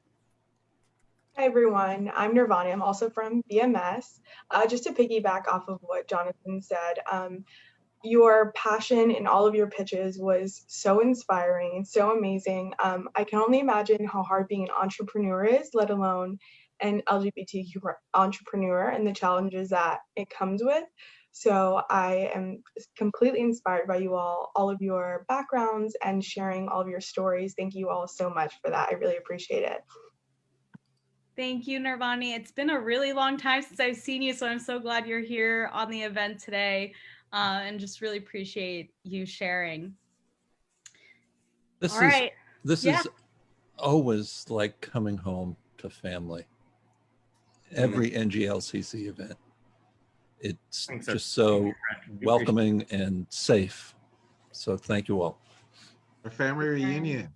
I love it. Ugh. I think that's the perfect. Oh, Perfect. Sean, sorry, go ahead. Sean was going to say something. I was just gonna say I've been listening to everybody, and it warms my heart to hear, you know, all the different what we've experienced in our life and bringing it forefront. Just real quick for me, you know, after all the stuff that happened earlier this year with the Black Lives Matter and George Floyd, and it seemed at some point that people were finally getting the message that, you know, hey, people of color have experienced, it's been harder for us. And in my mind, I was like, okay, we're getting somewhere. And then Tuesday before last happened, and I saw how close that race was for that person almost won again. So it was like, wow, I guess people don't get it. But just to hear everybody's stories today and stuff, it's encouraging. Yes, looks like Biden is in, but we have a lot of work to do. So keep those stories out there and continue to, you know, show your true selves to everybody so that people can learn that just because we may not sleep with the same people that they do, so to speak, that we're still the human beings and that we have a voice as well. So thank you. Thank you, Sean. And I think that is literally the most perfect note to end this on. Just a big thank you to each and every one of you for being here. Again, to our judges, phenomenal feedback. And thank you for your time. Our presenters, you all did a phenomenal job. Lucas, I'll hit you up when I do eventually get married. We'll make sure that we get you on that. But just thank you so much to everybody. This has just been a really heartwarming and uplifting way to end this week for me and to go ahead into Unity Week next week. So we're really excited to see all of you there. Thank you to BMS for all of your support of NGLCC and of this program. And of course, for being a presenting partner next week of Unity Week. Thank you to each and every one of you. If you ever need us, education@nglcc.org. We are here to support. So with that, have a great weekend, everybody. Thank you so much. Thanks so much. Great job, Sabs.